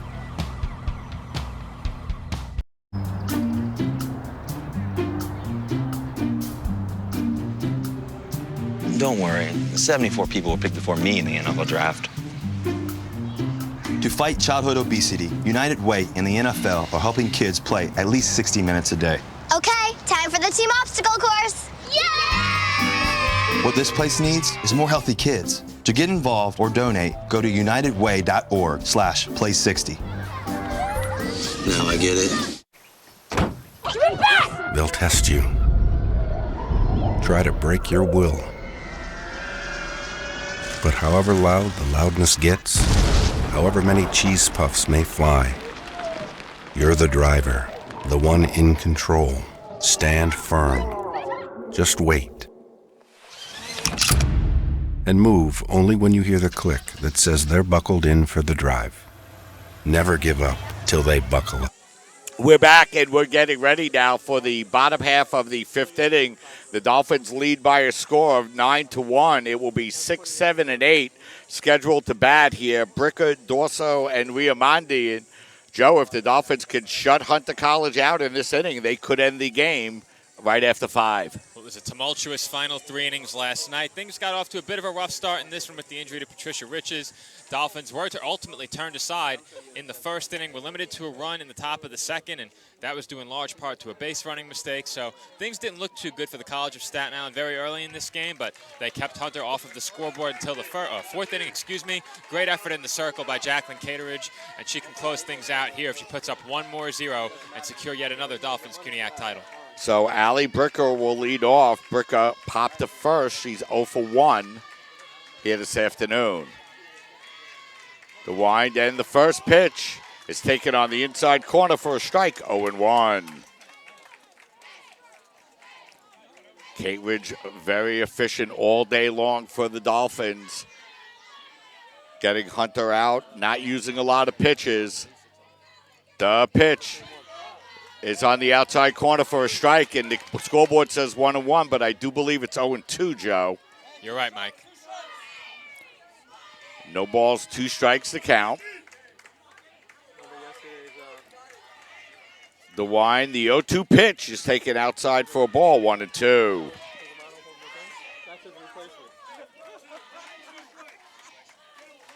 One and two, the count. As Kate Ridge back in the circle and ready. The 1-2 pitch is swung on and pop foul out of play. And the count holds at 1-2.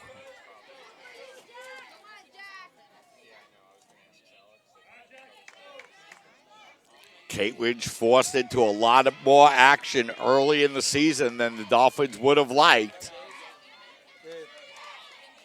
And she's been able to use that experience here this afternoon. The 2-2 pitch is swung on, popped up foul. Coming over is the third baseman, McPherson. She gets a glove on it, but can't hold it. So the count holds at 2-2. So that time, Joe, McPherson made a nice play. She covered a lot of ground, got a glove on it, but couldn't hold on. So another life for Bricker. The count at 2-2.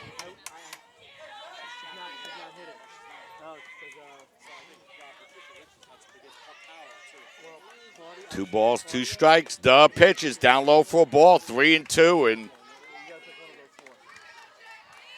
now the count goes full.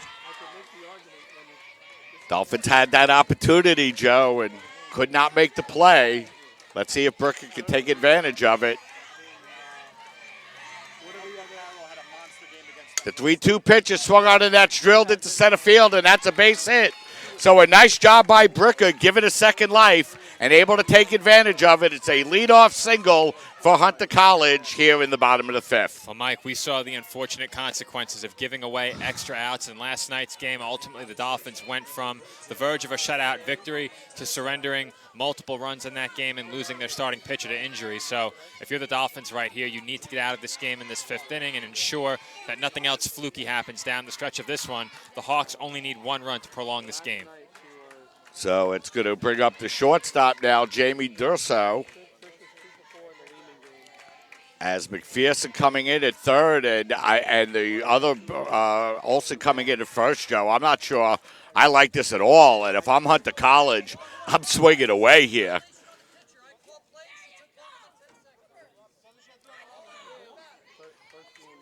Wow, so a 1-0 count. And I got to say, I've been broadcasting all year long, Joe. Haven't seen that one yet. Certainly a good time to call it in the bottom half of the fifth inning of a championship game. Nice job there by the home plate umpire as the count goes to 2-0. Well, Mike, we did see an illegal pitch earlier. I actually did see some 10-second violations as well in that St. Joe's doubleheader, and that was a game played in the range. They were trying to keep that one moving. I get it, but like you said, Mike, bottom of the fifth in the championship game. First time we've seen it today. Tough call. 2-0, and that pitch taken for a strike. Count goes to 2-1.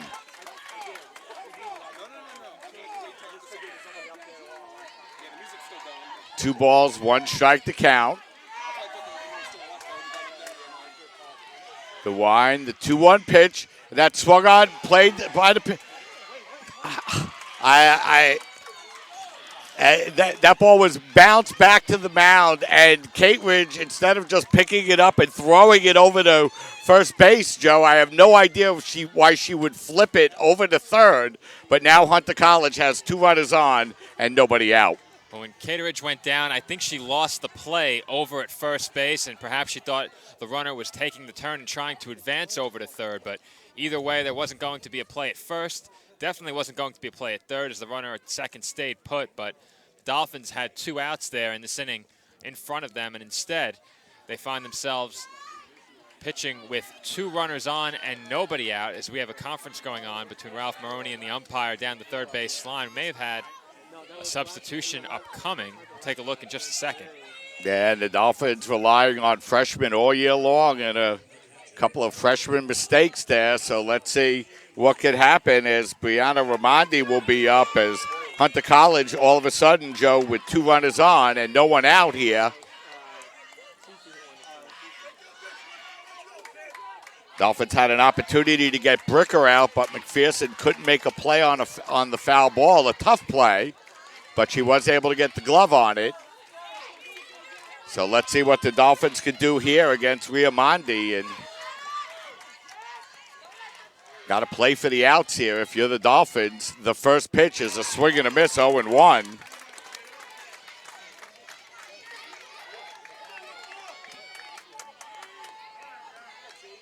So no balls, one strike now on Raimondi. She lined out hard on a beautiful diving catch by Antoinette Galbo in the third. She's 0-1. The pitch is grounded back to first, played there, and underhanded over to first by Kate Ridge as she runs halfway over to the bag. Both runners advance. She gets the shore out.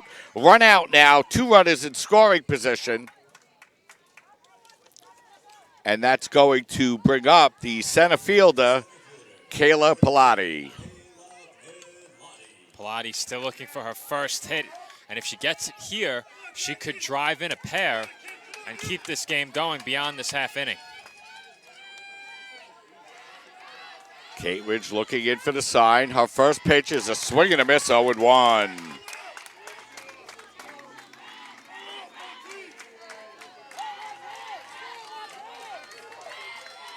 No balls, one strike now. The wind, the 0-1 pitch is swung on, bunted foul. Up over the screen, and now Pilati finds herself down in the count, 0-2. One run is enough for the Hawks to keep this game going. A punch out here for Cateridge would be huge. Fans behind us making a lot of noise here at the CSI Softball Complex. No balls, 2 strikes to count. Runners at second and third for the Hawks with 1 out. The pitch is swung on, popped up in the air. McPherson is able to make a diving catch for the second out, as he was actually collided into that time by the runner at third base. Brickner stayed with it and made a nice diving catch for the second out, and that's going to bring up the third baseman, Colleen McCoy. McCoy line to left and fly to left. She's hit the ball hard twice, Joe, but she's 0 for 2. And she will need a base hit here, or at least have to reach to keep this game going. Once again, a base hit could drive in 2, but the Hawks are now down to their final out.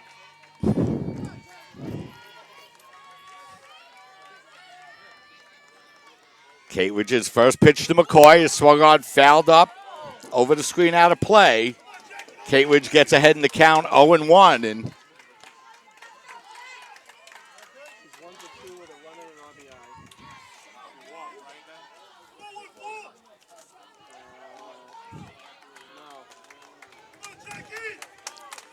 Kate Ridge looking in for the sign now, working deliberately, ahead in the count, 0-1. The pitch is up high for a ball, 1-1. First base is open for the Dolphins to play with here, but of course you don't want to put more base runners on. You do have the 8-run lead. You can afford to attack here. And Veza's been really hot of late, Joe. She's 1 for 2 today, hit that home run late in the game yesterday. The 1-1 pitch is a swing and a miss, 1-2. So the Hawks find themselves down to their final strike.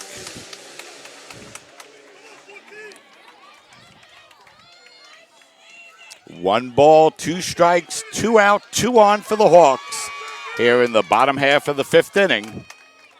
The Dolphins leading by a score of 9-1. The pitch swung on, popped up in the air. McPherson coming on. Picaro goes over, but neither can make a play. And we'll do it once again, Joe. The count 1-2. Hawks down to their final strike in this CUNYAC championship. Malloy looking to keep them alive. Kitteridge firmly in control of this at bat, ahead in the count, 1-2.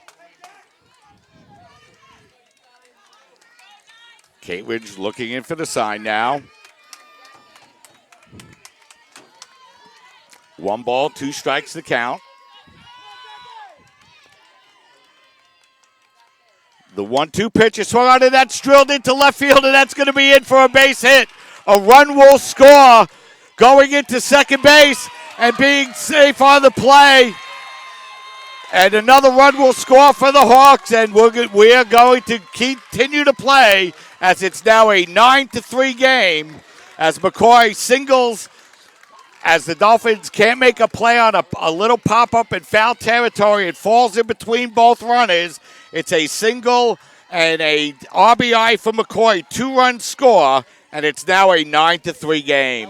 And a very disappointing base hit there if you're the Dolphins. It keeps this game going, and the Hawks dugout is energized. We saw them yesterday making a lot of noise in their matchup against CSI, and that's about as loud as they've been over the last 24 hours here at the CSI softball complex. And this game will continue with a runner in scoring position and 2 outs. The Hawks now with an opportunity to pull within 5 with another base hit here, but they've just bought themselves at least another inning to play with, maybe 2. So the Hawks now have 7 outs to go instead of 1, as that base hit brings them within 6 and takes the mercy rule out of play.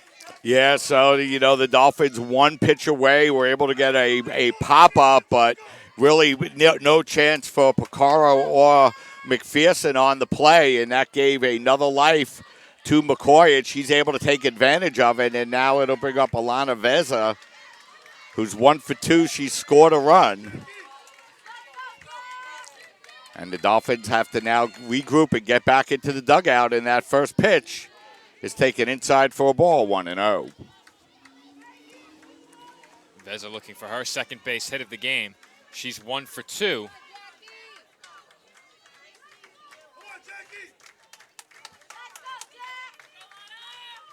The wind and the pitch is down low for a ball, 2-0.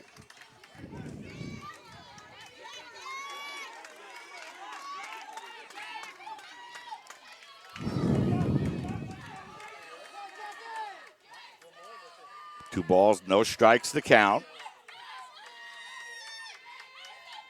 Kate Ridge ready. The pitch. It's taken down low for a ball, 3-0. And you hate to see Cateridge run up the pitch count as well, as looks like the infield umpire is calling time. Something going on down by the Dolphins bullpen, I believe, but that's been cleared up. Maybe a ball got back out through the gate. So 3 balls, no strikes to count. The 3-0 pitch is swung on, and that's drilled into right center. That's going to be in for a base hit, and that's going to roll all the way to the wall. Another run will score. Hunter has picked up 3 runs here in the bottom half of the 5th inning with 2 outs, and they've made it a 9-4 game.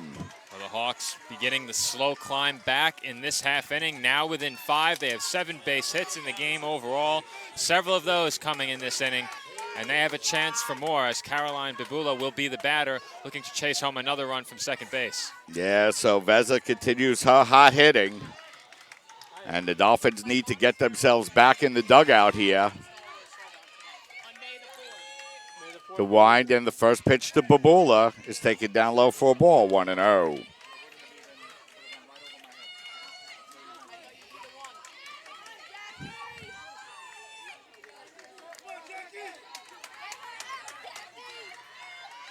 One ball, no strikes to count.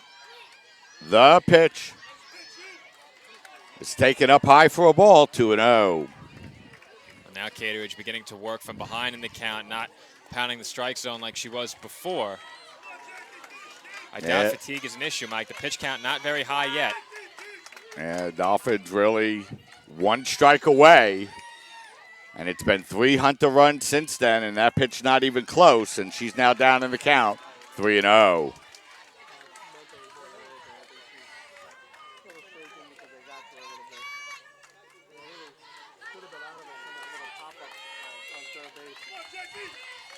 Three balls, no strikes. The pitch is taken outside for a ball 4. That walk, the first issued by Cateridge, but it puts 2 on, and the pressure continues to mount on Cateridge and this Dolphins team as the Hawks now drawing closer and closer in this game and continuing to put runners on bases. We may have a change, whether it be a pinch hitter or a pinch runner, and it looks like we'll have a pinch runner over at first base. Yeah, so it'll be number 4 checking into the game for the Hawks. Hennessy Marte will check into the game as she will pinch run, as Jacqueline Cateridge a little rattled here this afternoon as she again got within 1 strike of closing out this game. But on a 1-2 pitch, Colleen McCoy was able to drill one down the left field line and continue the game. Veza followed with a hard double to right center and then a 4-pitch walk to Bibula. And that's where we are, 9-4, with runners at first and second and still 2 out for the Hawks.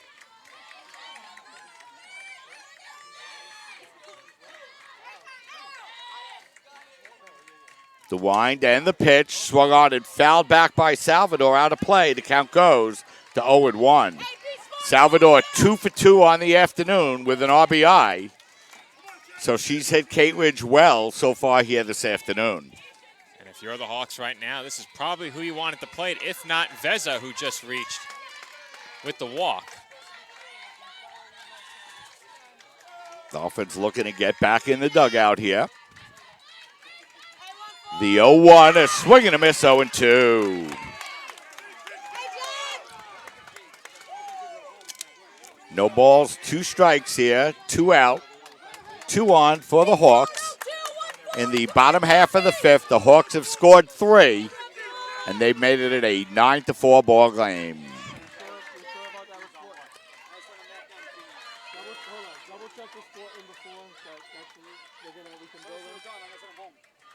Cateridge winds the 0-2, swinging, and that's drilled deep into left center field. Nobody's going to get that one as it's going to be off the wall.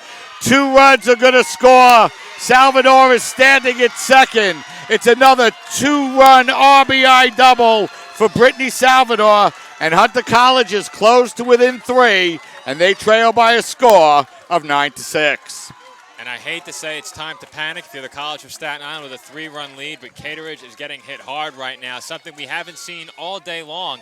The Hawks had failed to make solid contact for most of the first 4 innings of this game, but here in the 5th, Hunter has swung the bats extremely well, have hit the ball hard, and I mentioned Cateridge's pitch count only up around 71 right now, so I doubt pitch count is the issue, but right now it looks as if it may be that way as her teammates are speaking to her out in the circle, and we'll have a break in the action for just a few moments while she has a word with her sister emerging from the Dolphins dugout, and looks like she'll come out with some hydration, so a hydration break out in the circle for Cateridge as the Dolphins now only leading by 3 runs. And Mike, the Hawks have hit the ball extremely well in this half inning, and I think that's the most concerning aspect of this rally. And the Dolphins were so close to closing this game out as well, within 1 strike, and you have to wonder what that does to the team's spirit and morale moving forward in this game. That certainly has to be a tough way to see this inning get out of hand with 5 runs coming in to score. Yeah, you know, again, Joe, the Dolphins had opportunities in this game. They had an opportunity to get an out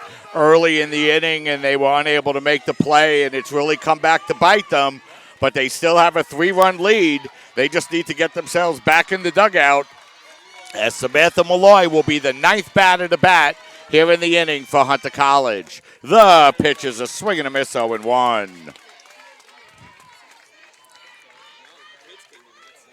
9-6, Hunter back to within 3 runs. The Dolphins are 1 strike away from ending this game. Hunter has scored 5 runs since that time to make it a 9-6 game. And that pitch is up high for a ball, 1-1.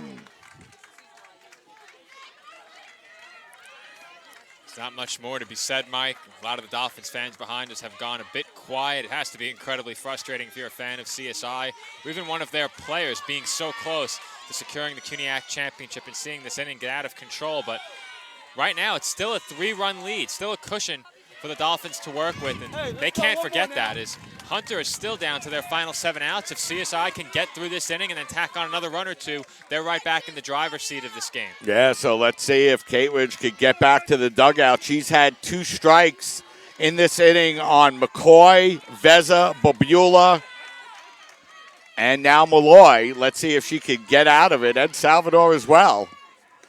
And she taken strike 3 call.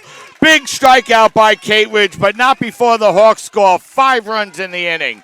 9-6 the score. We'll step aside, take a break. We're watching the 2019 CUNYAC Championships on CSI Sportsnet, CSIDolphins.com. Alvin and the Chipmunks want to remind you, bacteria can hide in food and make you ill. Wow. But you can keep bacteria from ruining your day with 4 simple steps. Clean. I'm waiting for the rinse cycle. Separate. Cook. Fire in the hole! And chill. We chipmunks are notoriously tidy. Check your steps. The road trip to food safety starts at foodsafety.gov.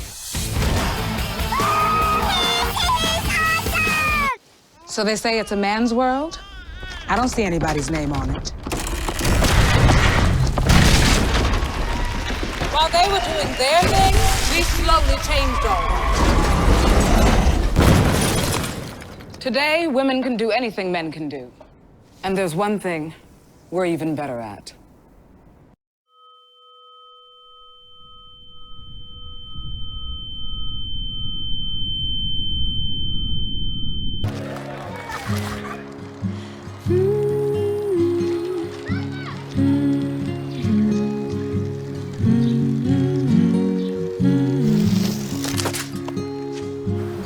Of all the things you've done with your bike, donating it to Goodwill may be the most incredible of all.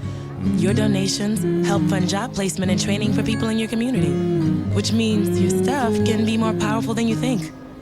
Goodwill. Donate stuff, create jobs. Hart, what's going on? I'm leaving. Why? What did I do? Not enough. You constantly ignore me. You barely eat anything healthy. You're half as active as you used to be. The pressure is just too much. I quit. Okay, I get it. I'll do better. Just, please, don't leave. Okay. But remember, if I go, you go. Listen to your heart. Don't let it quit on you. Uncontrolled high blood pressure could lead to stroke, heart attack, or death. Get yours to a healthy range before it's too late. Oh, we have an insect crawling across our dugout camera as we rejoin you in the top half of the 6th. So we're here in the top half of the 6th inning, and it will be a new pitcher for Hunter College as it'll be number 23, Sarah Shaw, into the game. This will be her 6th appearance. Her numbers: 21 innings, 20 hits, 13 runs, 6 earned, walked 6, struck out 14, and she will face 5, 6, and 7 in the Dolphin order: McPherson, Vendetti, and Severizo. Shaw winds. The first pitch is taken outside for a ball, 1-0. McPherson doubled 2 runs home in the 3rd, walked, scored 2 runs, and popped to short. She's 1 for 2. As she swings and pops that one up. Coming over is the first baseman, and she makes the catch for the first out as Bricker catches the pop out by McPherson. 1 up, 1 down quickly for the Dolphins, and it'll bring up the designated player, Alexa Vendetti. She's been on base all 3 times, a single, walk, a double, and scored 3 runs. It takes the first pitch up high for a ball, 1-0. And this is a big inning here, Joe, for the Dolphins. They need to see if they can get some of the momentum back, Joe. Words can't describe how big it would be for the Hawks to get a 1-2-3 quick inning, get right back to the plate for their half of the 6th. They have all the momentum right now, and if CSI goes down in order in this half inning, that could go a long way towards Hunter College finding their way back into the game. And if you're the Dolphins, you'd love to tack on a run here, put some more distance between yourselves and Hunter College moving forward in this one. But that's going to be easier said than done. A new pitcher for Hunter College. The Dolphins have had a long layoff, a lot of time spent out on the field in the previous half inning, so we'll see if that affects them at all at the plate. The 2-0 pitch is taken down low for a ball, 3-0.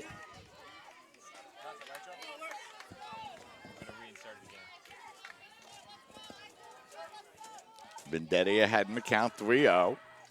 The pitch is taken for a strike, 3-1.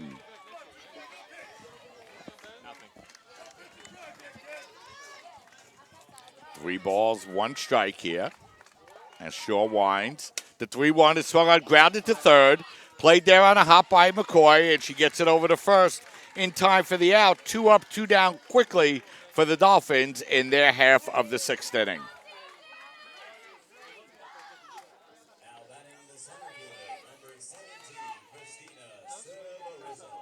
This is the first time, Joe, all afternoon long, as Hunter gets 2 out. As that ball is swung on, grounded to 3rd, played there nicely to throw over to first base in time for the final out of the inning. So the Dolphins go down quickly and quietly in their half of the 6th inning. 3 up, 3 down, nothing across. 5.5 innings in the books with the score. Dolphins 9, Hunter College 6. We'll take a break, step aside, and be right back.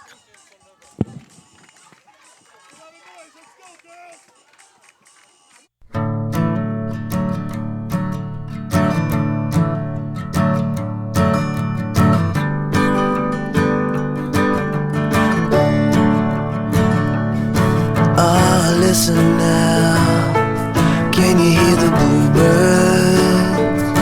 Oh, look up now, can you feel the sun? Whoa, whoa, whoa,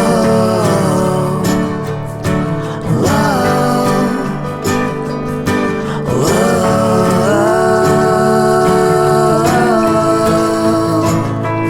Can you feel the sun?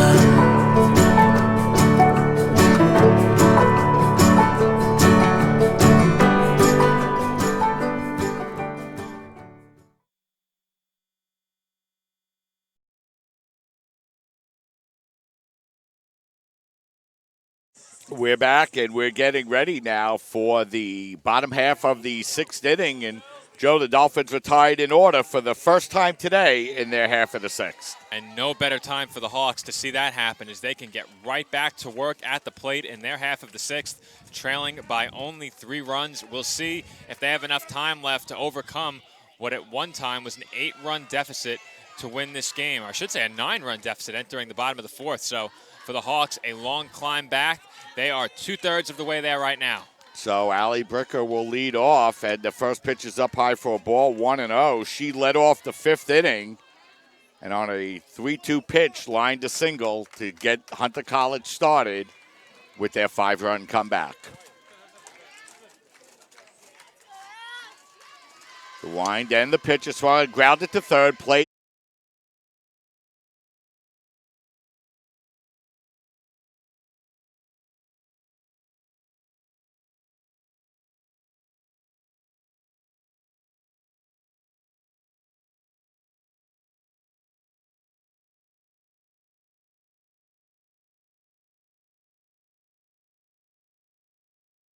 We don't need it right now, and we'll revert back to our dugout camera with one away in the sixth.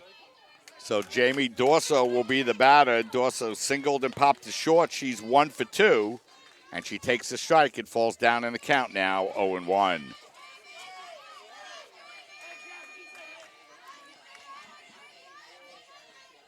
Kate Ridge winds. The 0-1 pitch is swung out and blooped up in the air.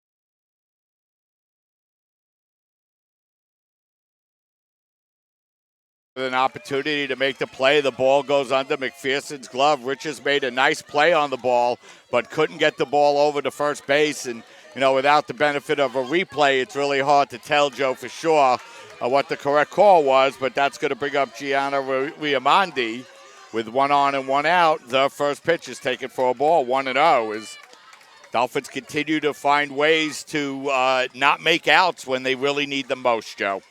I'm not sure there's too much more the Dolphins could have done there. Of course, Riches initially didn't handle the ball cleanly, but just an unfortunate turn of events for the Dolphins as things have really started to go against CSI.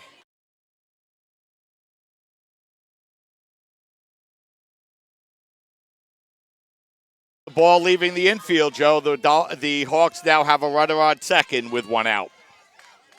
Well, Mike, I mentioned things got off to a bit of a shaky start for the Dolphins. They lost Riches momentarily due to injury.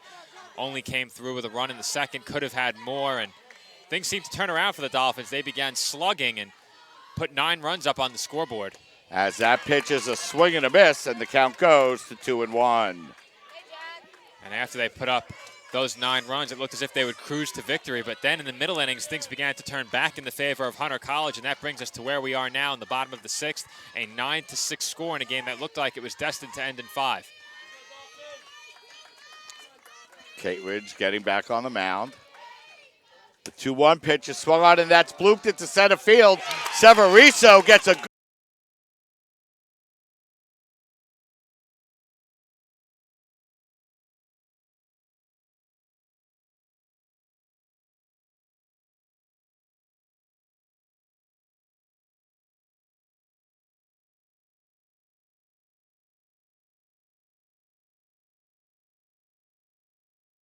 a long way to get that one, but made it look easy. Traveling distance she covered, and that is the second out of the inning, a big second out.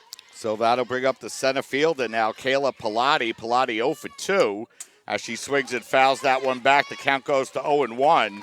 She grounded to short, and fouled out to third in what was the second out, Joe, of the fifth inning before the Hunter College Hawks were able to piece together 4 consecutive base runners and score 5 runs to make it a 9-6 game. The wind, the 0-1, just up high for a ball. That evens the count up at 1-1. 1 ball, 1 strike, 2 out. 9-6 the score here in the bottom half of the 6th inning. The pitch is taken just up high for a ball, and the count goes to 2-1.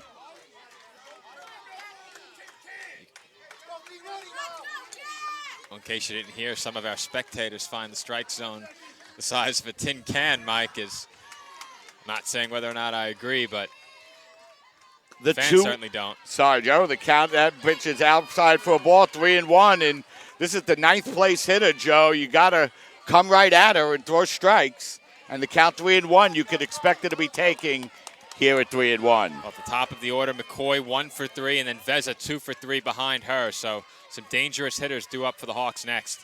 The pitch is taken for a strike, 3-2. We weren't sure about that one for a couple of seconds, Mike. I can't imagine where it was, but it's 3-2 now. That would have sent the Dolphins faithful into a frenzy behind us. The 3-2 is swung on the ground into second, played there by Galbo.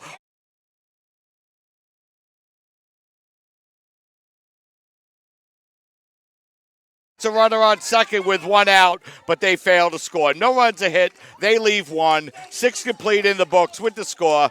Dolphins 9, Hunter College 6. We'll take a break, step aside, and we'll be right back.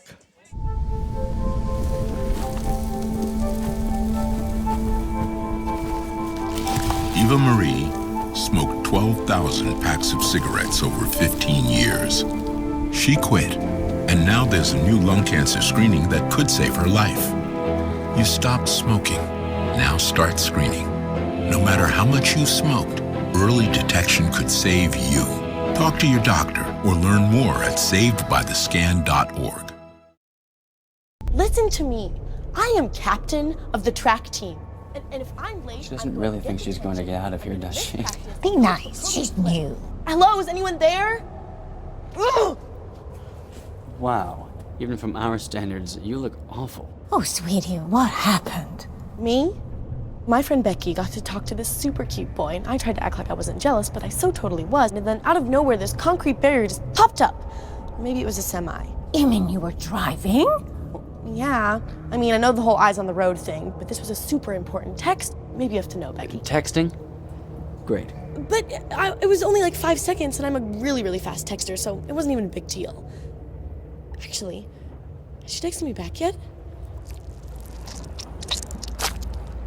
Wow, I get like no bars in this place. I wonder if they have Wi-Fi here. We're back getting ready now for the top half of the 7th inning. Olsen down in the count 0-1 and takes that pitch just off the corner for a ball. That'll even the count up at 1-1. Olsen has been on base all 3 times today, singled twice and walked and driven in a couple of runs. The wind and the pitch is taken up high for a ball, 2-1. Olsen, Cretella, and Galbo, the scheduled 3 to bat here for the Dolphins in the top half of the 7th inning. 9-6 to score as Olsen fouls that one back, and that'll run the count to 2-2. And looks like we're going to have a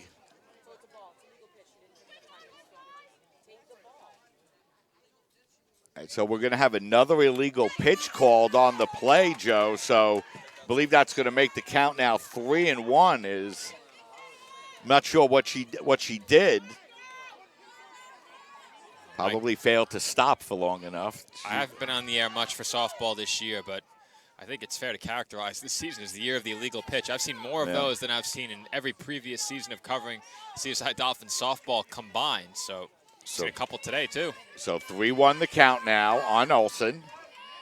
Shaw winds to 3-1. Is swung on and drilled into center field, but Pilati drifts back. She's there, and she makes the catch for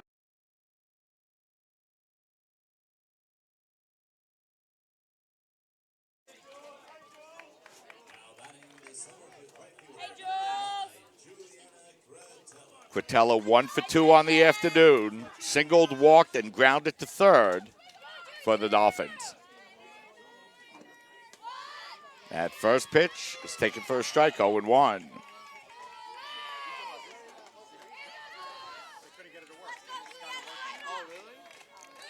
No balls, 1 strike to count. The pitch down low for a ball. That'll even the count up at 1-1.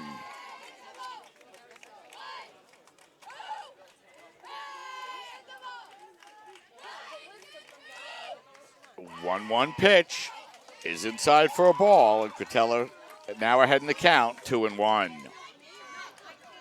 Quintella's already drawn 1 walk in the game. Has been on base twice, looking to reach again.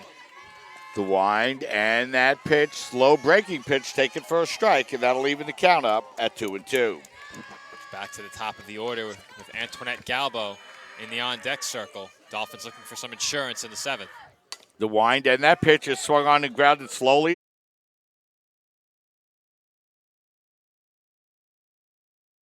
Shaw's done a nice job, Joe. She's now retired 5 in a row. She has, and biggest out for her right here, ensuring the Dolphins do not get back on the scoreboard in this one as Antoinette Galbo will look to keep this inning going, looking for her first base hit. Galbo has hit the ball hard twice, and that time she bloops one to shortstop, and Dorso goes back and makes the catch for a final out. Beautiful job by Sarah Shaw as she comes in and retires all 6 Dolphins she faces. Nothing across for the Dolphins. 6.5 innings in the books with the score. Dolphins 9, Hunter College 6. We'll step aside, take a break, and we'll be right back.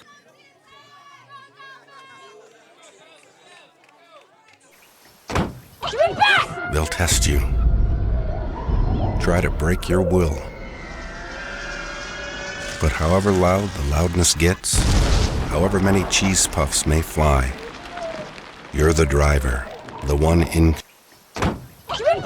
They'll test you. Try to break your will. But however loud the loudness gets, however many cheese puffs may fly, you're the driver, the one in control. Stand firm. Just wait. And move only when you hear the click that says they're buckled in for the drive. Never give up till they buckle up. In New York City, there is a place for people that want to be a part of something bigger than themselves, where if you work hard, the possibilities are endless.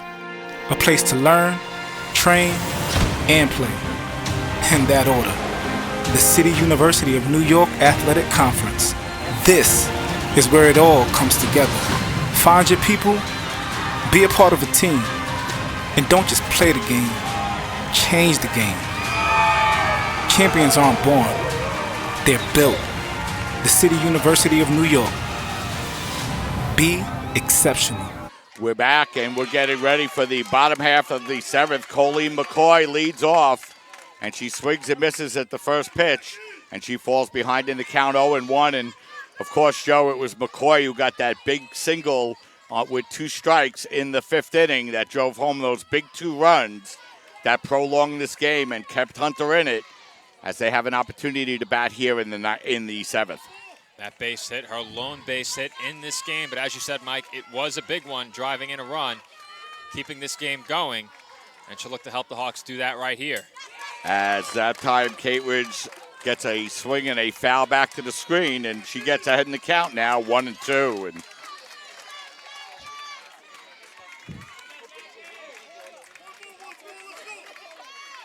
one ball, 2 strikes on the third baseman. As Kate Ridge looking in for the sign. She's ready. The 1-2 pitch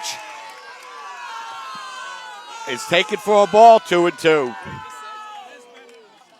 A lot of the fans did not think so once again, Mike, and they've made their voices heard in this one. That's our setup here at softball. Fans right behind home plate, and the umpire can't help but hear them if they choose to make their voices heard. Yeah, close pitch, but taken for a ball, 2-2, and that pitch is swung on and blooped to short and played there by Riches for the out. 1 up, 1 down for Hunter College. And that'll bring up Elena Veza as she continues her hot hitting. She's 2 for 3, single, double, scored 2 runs, and popped the second.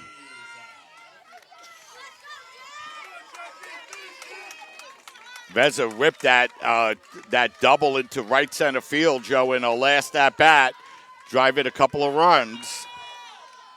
And that first pitch is taken on the outside corner for a strike, 0-1.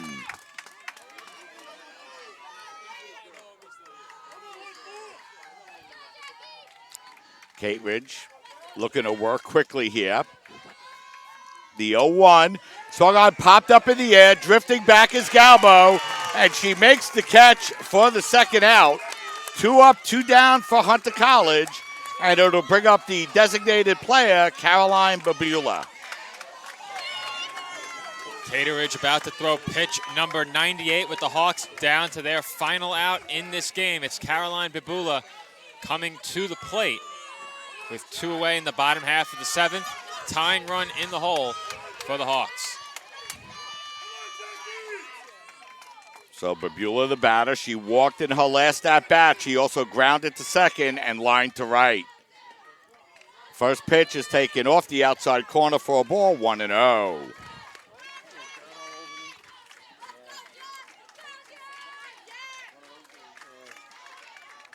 One ball, no strikes to count. And the pitch is taken for a ball, 1-1. Oh, I'm saying 2-0, I should say. Listening to the fans a bit too much, Mike. The fans wanted it. So 2 balls, no strikes to count. Kate Ridge winds. The 2-0 is taken for a strike, 2-1.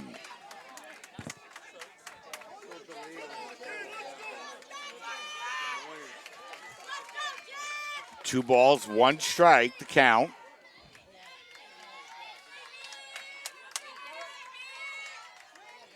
And the 2-1 pitch is taken on the outside corner for a strike, 2-2.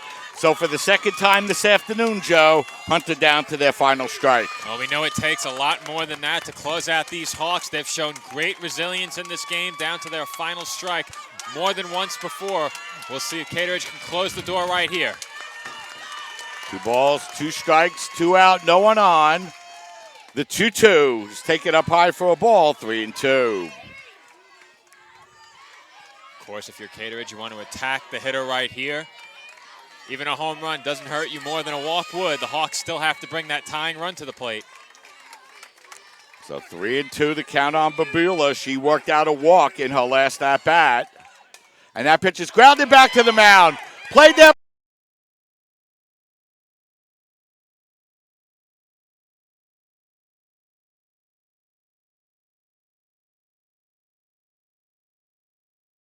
Hunter College by a final score of 9-6. And the Dolphins have done it again, Mike. They outlast these Hawks in what was a much more exciting game than we initially anticipated. It looked like CSI would cruise to victory in this one. They had a 9-0 lead, but the Hawks battled back, pulled to within 3, made this game very interesting in the late innings. But again, that was not enough to get back any closer than 3 runs and pick up the victory and deny the Dolphins their 7th consecutive CUNYAC championship. CSI once again outlasts Hunter in this final game, secures the 3-run victory, their 7th straight title. Yeah, and you know, for Hunter College, Joe, they're going to drop for the 6th time in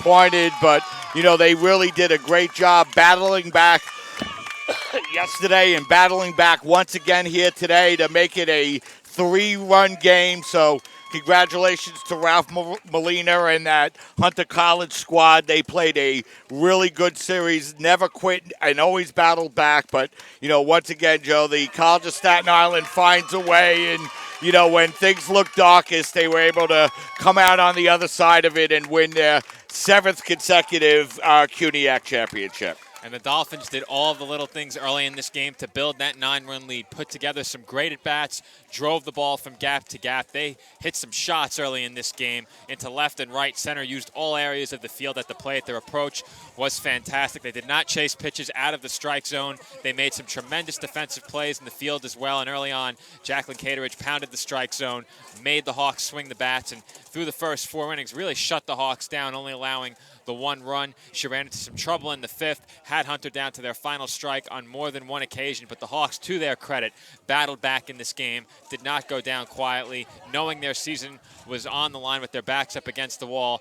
Hunter College put together that 5-run rally in the 5th inning to get back to within, I believe at the time it was 3 runs, and that was ultimately our final score as the Dolphins win 9-6. And tremendous credit goes to Jacqueline Cateridge in the circle as well. She battled through that 5-run 5th inning, stayed out there knowing her team needed this victory. They would have been in a very tough spot had Hunter been able to force a deciding game beyond this, but for the Dolphins, they will be joined by Allie Marr coming in from right field to receive their CUNYAC championship trophy, as the Dolphins will defeat the Hawks 9-6. Yeah, so the College of Staten Island able to advance and win their 7th consecutive CUNYAC championship, as they're able to win here this afternoon and continue their run of consecutive CUNYAC championships, as the College of Staten Island now will, over the last 7 years, sport a record of 180 and 95, a winning percentage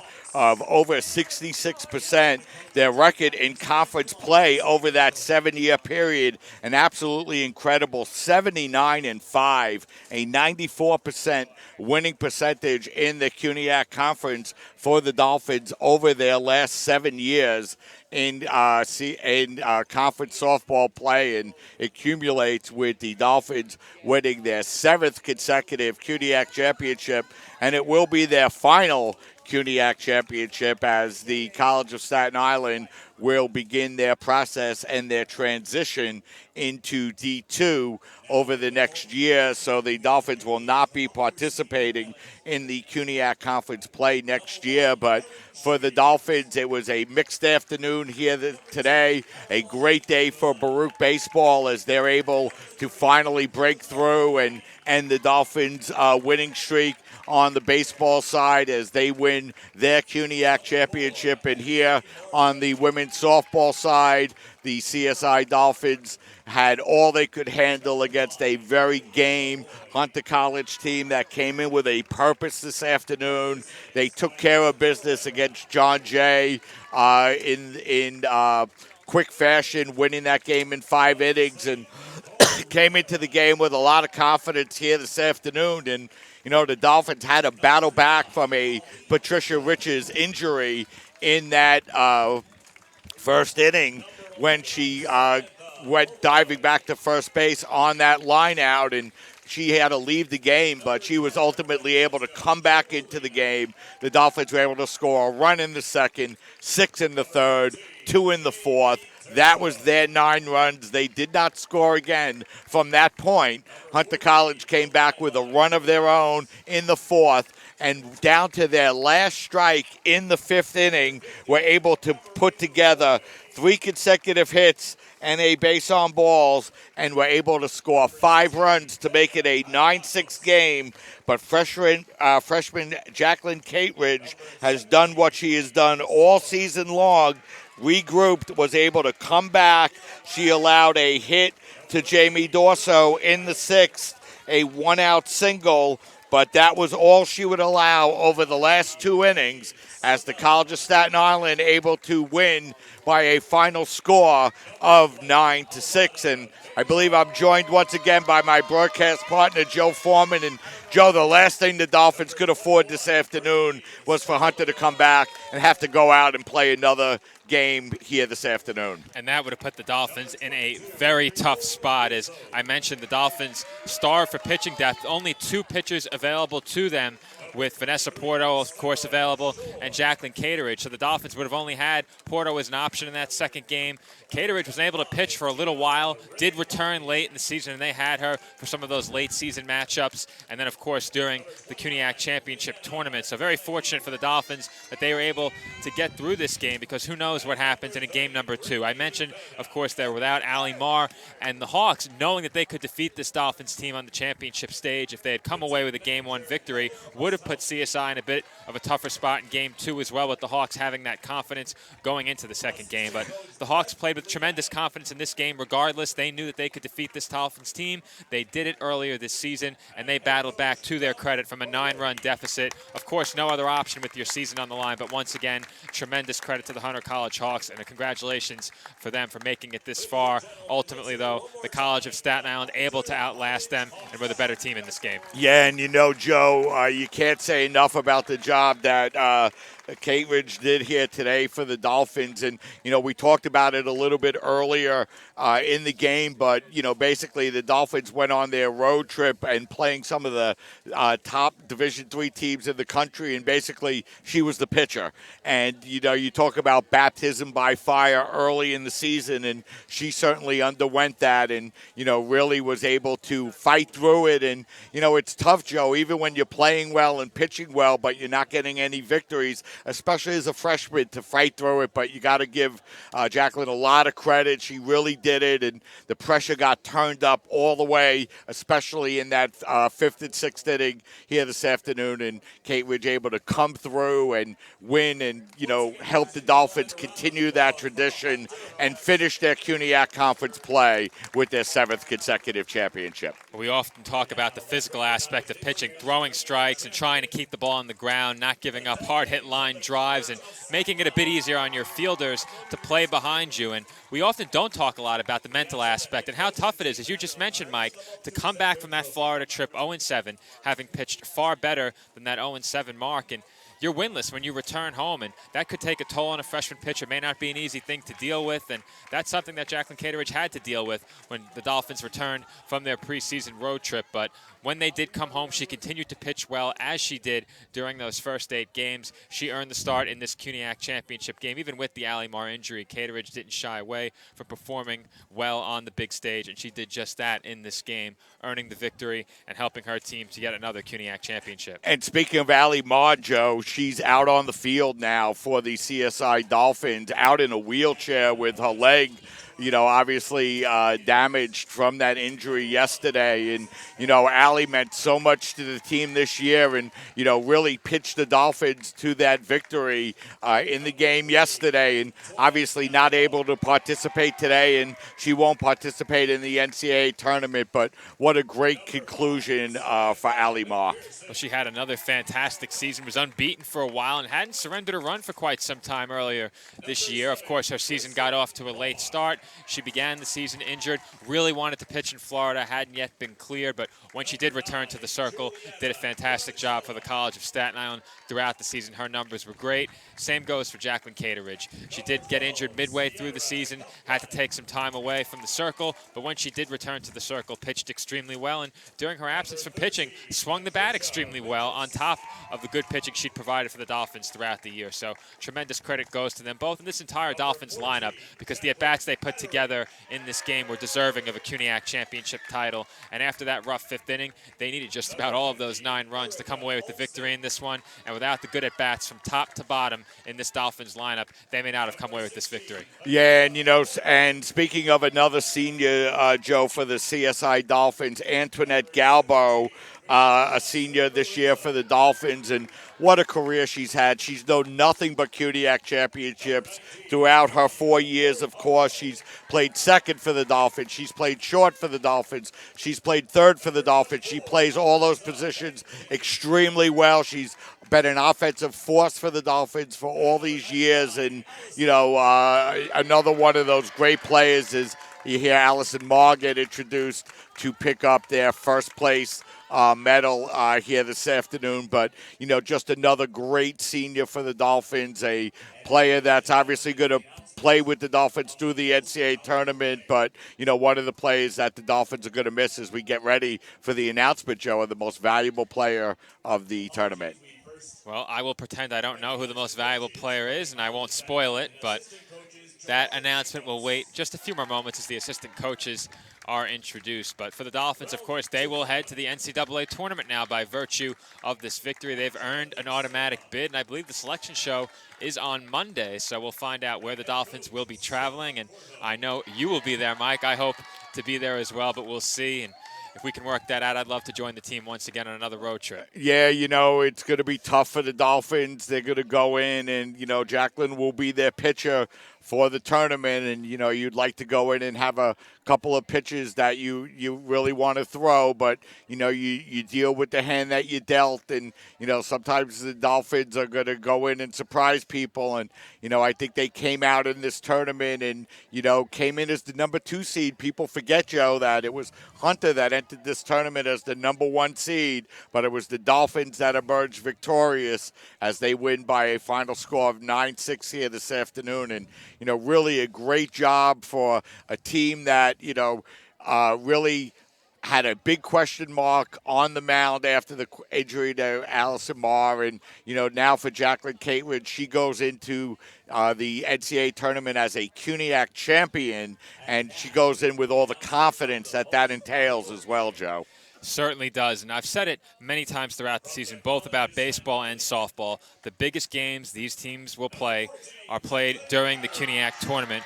You just have to find your way into the CUNY championship, as I believe we just had our MVP announcement, and it is Jacqueline Cateridge earning MVP honors with her victory in this CUNYAC tournament finale over the Hunter College Hawks. And the line for Cateridge in the game, she did allow 6 runs, but only 2 of those were earned. So I'll give you the full line for her in this final game in just a few moments. But for the Dolphins in this one, again, a CUNYAC championship victory. And as I was saying, Mike, the biggest plays are made during tournament time, the most important plays of your season. The Dolphins made those plays throughout this tournament and in this game here today, and they're well deserving of yet another CUNYAC title. And hopefully they can make some noise in the NCAA tournament as well. Didn't win a game last year, but played some stellar competition very closely early on. So we'll see what the Dolphins can do and what their trip will look like on Monday. Yeah, and Joe, you look back at this game, and the Dolphins got big plays defensively from Richards at shortstop, from Galbo at third. Severiso made a nice running catch on a hard-hit line drive by Gianna Riamondi in that 6th inning, Joe, with Dorso on second base and 1 out. She came out with a big play, and, again, the Dolphins were able to bounce back. They didn't play that perfectly clean game that you want to play and that they probably need to play next week in the NCAA tournament, but they never let their mistakes get them down. They battled back despite being such a young team, and they emerged with another CUNYAC championship, and probably the hardest fought one, Joe, and probably the team that had to work the hardest to get it. Well, I did promise the pitching line for Cateridge, and the final line in this game, 7 innings, 6 runs, only 2 of those earned. She allowed 8 hits, walked 1, also picked up a strikeout.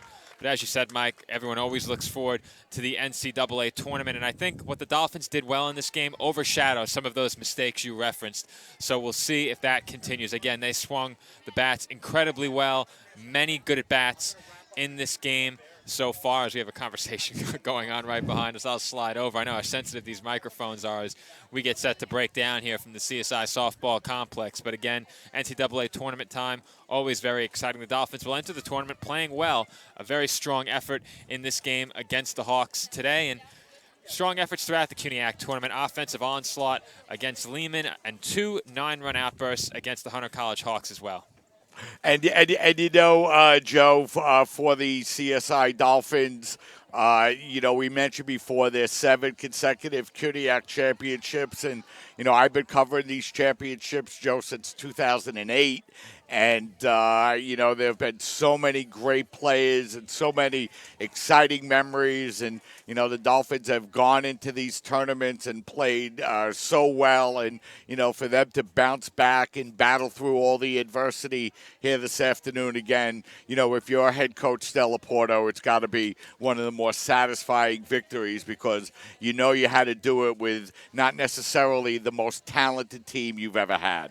Well, the Dolphins certainly made the most of their opportunities in this game, and sometimes that's what it takes. And again, they did that, capitalizing on the best of their chances in this game against the Hawks today. So with the Dolphins' victory, they will advance on to the NCAA tournament. They secure their 7th consecutive CUNYAC championship. And, Mike, I think that wraps it up for us in 2018. I don't think we'll be broadcasting on the road at the NCAA tournament, though you never say never. Well, it is 2019, Joe, so you're just 1 year behind. But I feel what you're saying. And, again, of course, we're hopeful that, maybe something could be rigged up where we have an opportunity to come back and broadcast. But you're right, Joe. Chances are this will be our final opportunity to broadcast, probably until soccer begins in the fall. And a lot of great memories throughout the year this year. It's been a great year for the soccer teams and men's and women's volleyball, and even the teams that we don't get to cover here on CSI Sportsnet. Just so many exciting things happening here at the College of Staten Island, and with that big transition over into Division II, a lot of great things to come. Well, I'd be remiss if I didn't mention tennis is playing in the CUNYAC Championship tonight, so we'll see how that goes. I believe first serve is at 8 p.m., and you can follow the results of that match online. And whenever those are posted, they will be available at csidolphins.com. So we're going to step aside, Mike, and you have some final words. Though I will say I'm going to correct myself. As you said, it is 2019, but I meant to say our final broadcast of the 2018-2019 athletic season. So yeah, a bit short on that one. Yeah, there's no doubt, Joe. And, just before we go off the air, I just want to say a word about, college president William Fritz, who I didn't see here today, and I don't know if he's traveling, but, he's been a little ill, and he's been diagnosed with prostate cancer, and, he's been of course, the driving force behind the Dolphin move into Division II, and so used to seeing him here at these CUNYAC conference tournaments. We certainly hope he's okay and, pray for his recovery. He's been really such a big force, especially for CSI Athletics and our transition into D2. And, Joe, after the tennis here tonight, that will conclude, I believe, CUNYAC conference play for the Dolphins, although, as we, of course, know, the Dolphins will be announced into the NCAA tournament on Monday. Of course, Mike, and I think we're going to have a senior day ceremony out on the field, so I'm going to step aside and help out with that. But, Mike, you can sign us off for the 2019 season. Again, this has been Joe Foreman alongside Mike Babusky, bringing you all of the action live from the CSI Softball Complex during the 2019 CUNYAC Softball Championship. We thank all of our viewers for joining us throughout the season, and you can follow all of the NCAA tournament action online. Links to any broadcasts or live stats will be posted at csidolphins.com. And we hope you will join us again in August or September when the soccer season gets underway. Until then, for one final time, we sign off at CSI Sportsnet. This has been exclusive coverage of the 2019 CUNYAC Softball Championship at csidolphins.com.